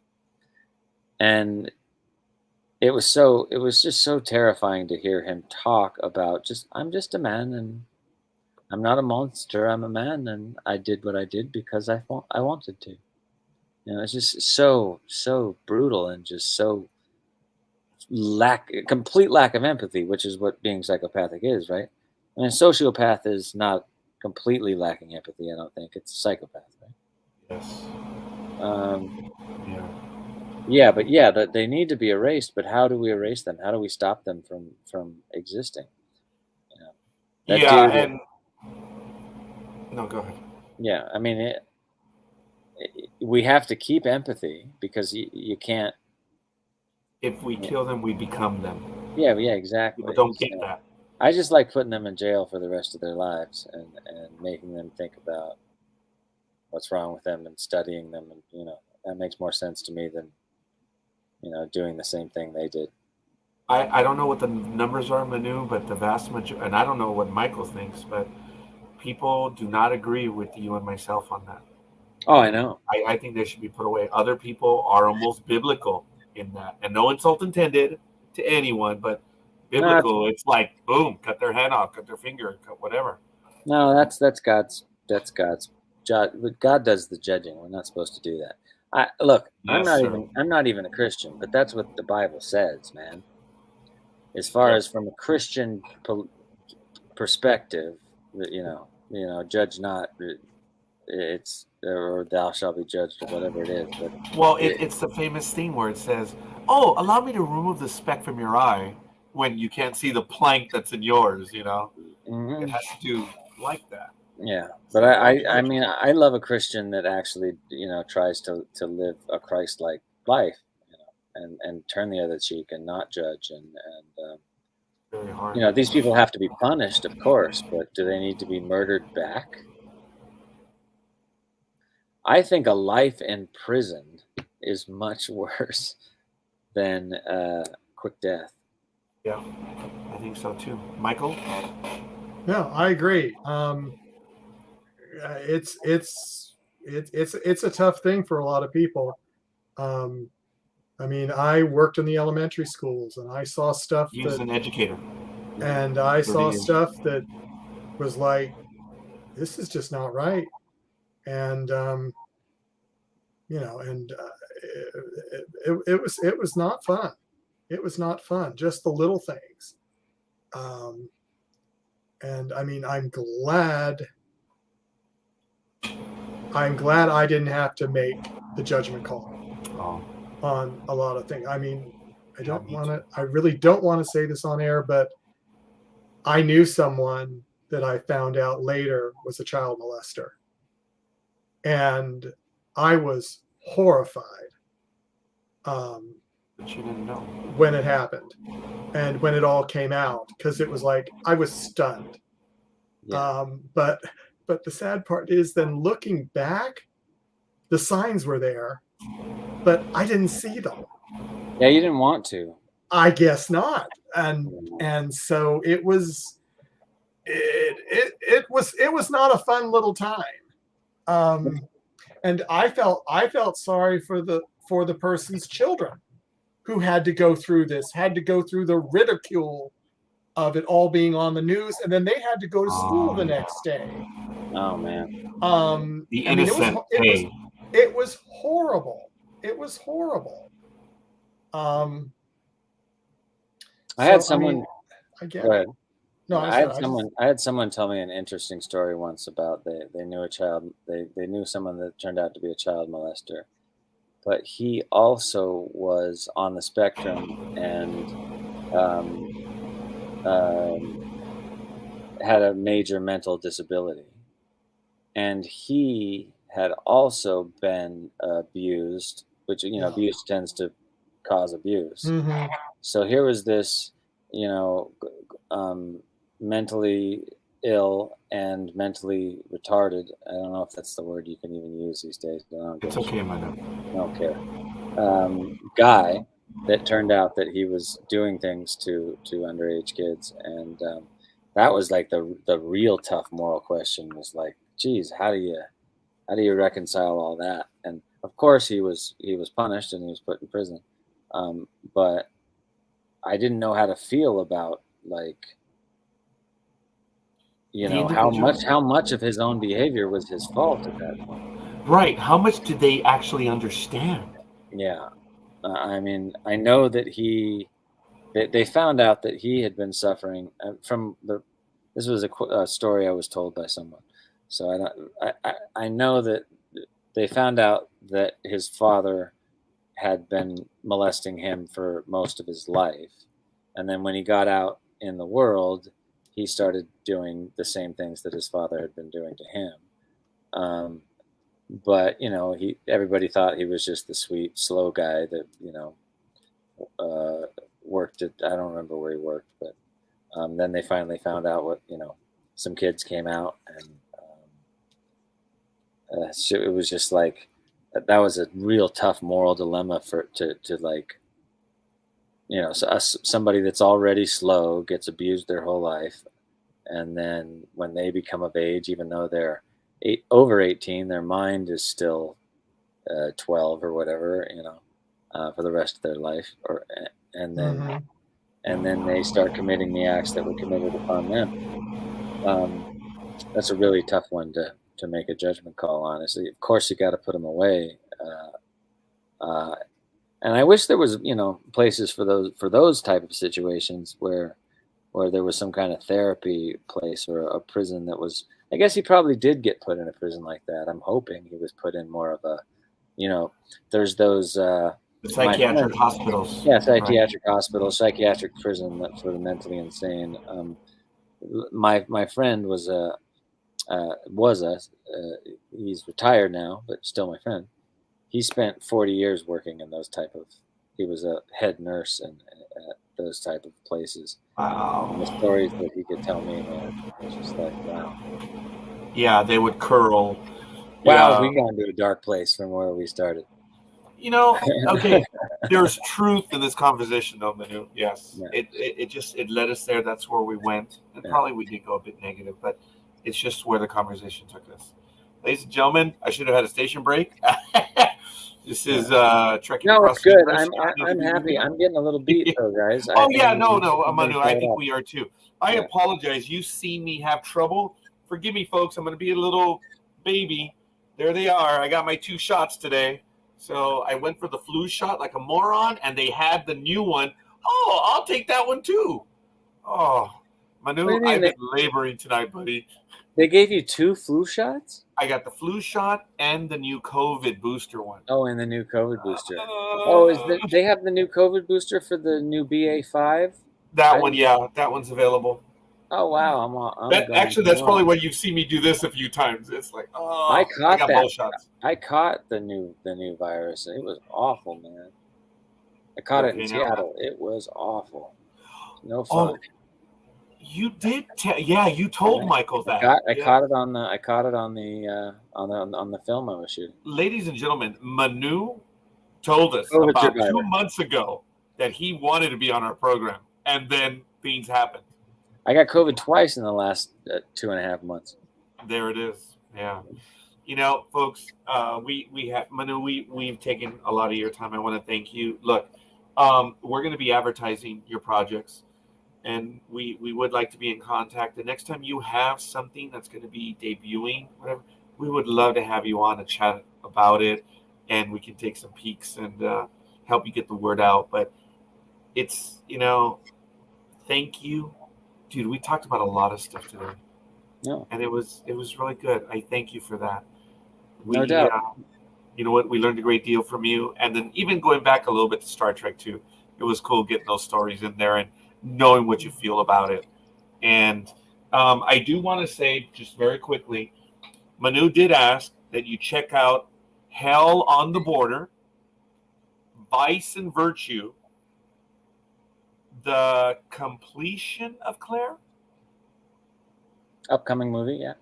Yes, it's an upcoming movie. And then the other 2, I believe you said it was Hyena? No, Hyena is Hyena. Oh my in God. development. Hyena's in development. Sorry. I really hope people check out Star Crew, thecircuitfilm.com, and for the most part, I really would love if you don't have you don't want to invest, you don't want to get participated in Star Crew, that's fine. Just go check it out and keep your eyes out for it next year. But for free, go check out Instant, Instant. It's a short film. It's 20 minutes of your time. I promise it will touch your heart. It's on YouTube. Just look up Roddenberry Entertainment Instant or Roddenberry Instant, and it'll pop right up. It's a great short film. I'm really proud of it. It's a beautiful story. It's a fun little story. Well-made movie that I think more people should see. And please share it if you enjoy your time. We will, and I know we're going to talk about it here as well. So again, Manu, dude, you surprised me back then years ago, and you surprised me again. I thank you for sharing everything that you did. I'm really glad. I also am glad that you brought up that thing, dude. It's over, and get over it. Yeah, people have to get over it. Yeah, and I'm rebranding myself. Showing your face, buddy. Other people don't. You know what's happened is all my life I've been held up to the standards of the character I played on that show. And a lot of times I'll go to a convention, even especially when I was younger. Yeah. And I'm a punk rock kid that has a lot of different ideas. I'm a fringe freak, flying my freak flag in Los Angeles. I always have been. So people would go to the conventions and they would expect that they were going to meet Icheb on stage, and they met Manu instead. And Manu's got a filthy mouth, and Manu's got a sense of humor that's a little dark. And Manu's got a lot of other idiosyncrasies that aren't, perfectly what everybody prefers. So, but I would get held to that standard of like, I brought my family here to see Icheb, and he said, "Fuck on stage. Can I have my money back?" And then the conventions would come to me and be like, "You need to behave." And I'd be like, "No, you didn't invite me here to be Icheb. You invited me here to be me." And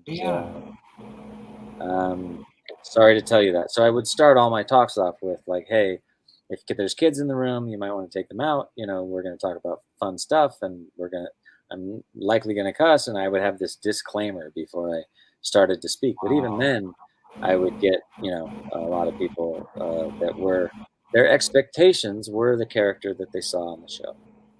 And for me, it's been a double-edged sword because it's been hard to live up to those expectations. I tried to for a very long time, which made me a better man because Icheb was a perfect human being. He was loyal. He was compassionate. He was, your friend to the end. He did everything right always. But I'm not him, and so I'm rebranding myself and trying to get away from that. I'm a 44-year-old man with a dark sense of humor that has done a lot more with my life than play that character 22 years ago or whatever it was. Wow, really? Yeah, 22. Wow. So I just want everybody to either accept me for who I am or fuck off. I don't care, one or the other. But I certainly love everything Star Trek's given me, and I love the Star Trek fan base. I always will. Other than that, Roger, thanks for having me on. Michael Day, thank you for getting me through all this and keeping me tracked down over these last couple months and getting me on the show. It's been a pleasure. And it's our pleasure. Yeah. All right, folks. Manu, thank you. All right, guys, we are out of here, and we're just going to go and end it up right now. And we'll see you guys on the other side.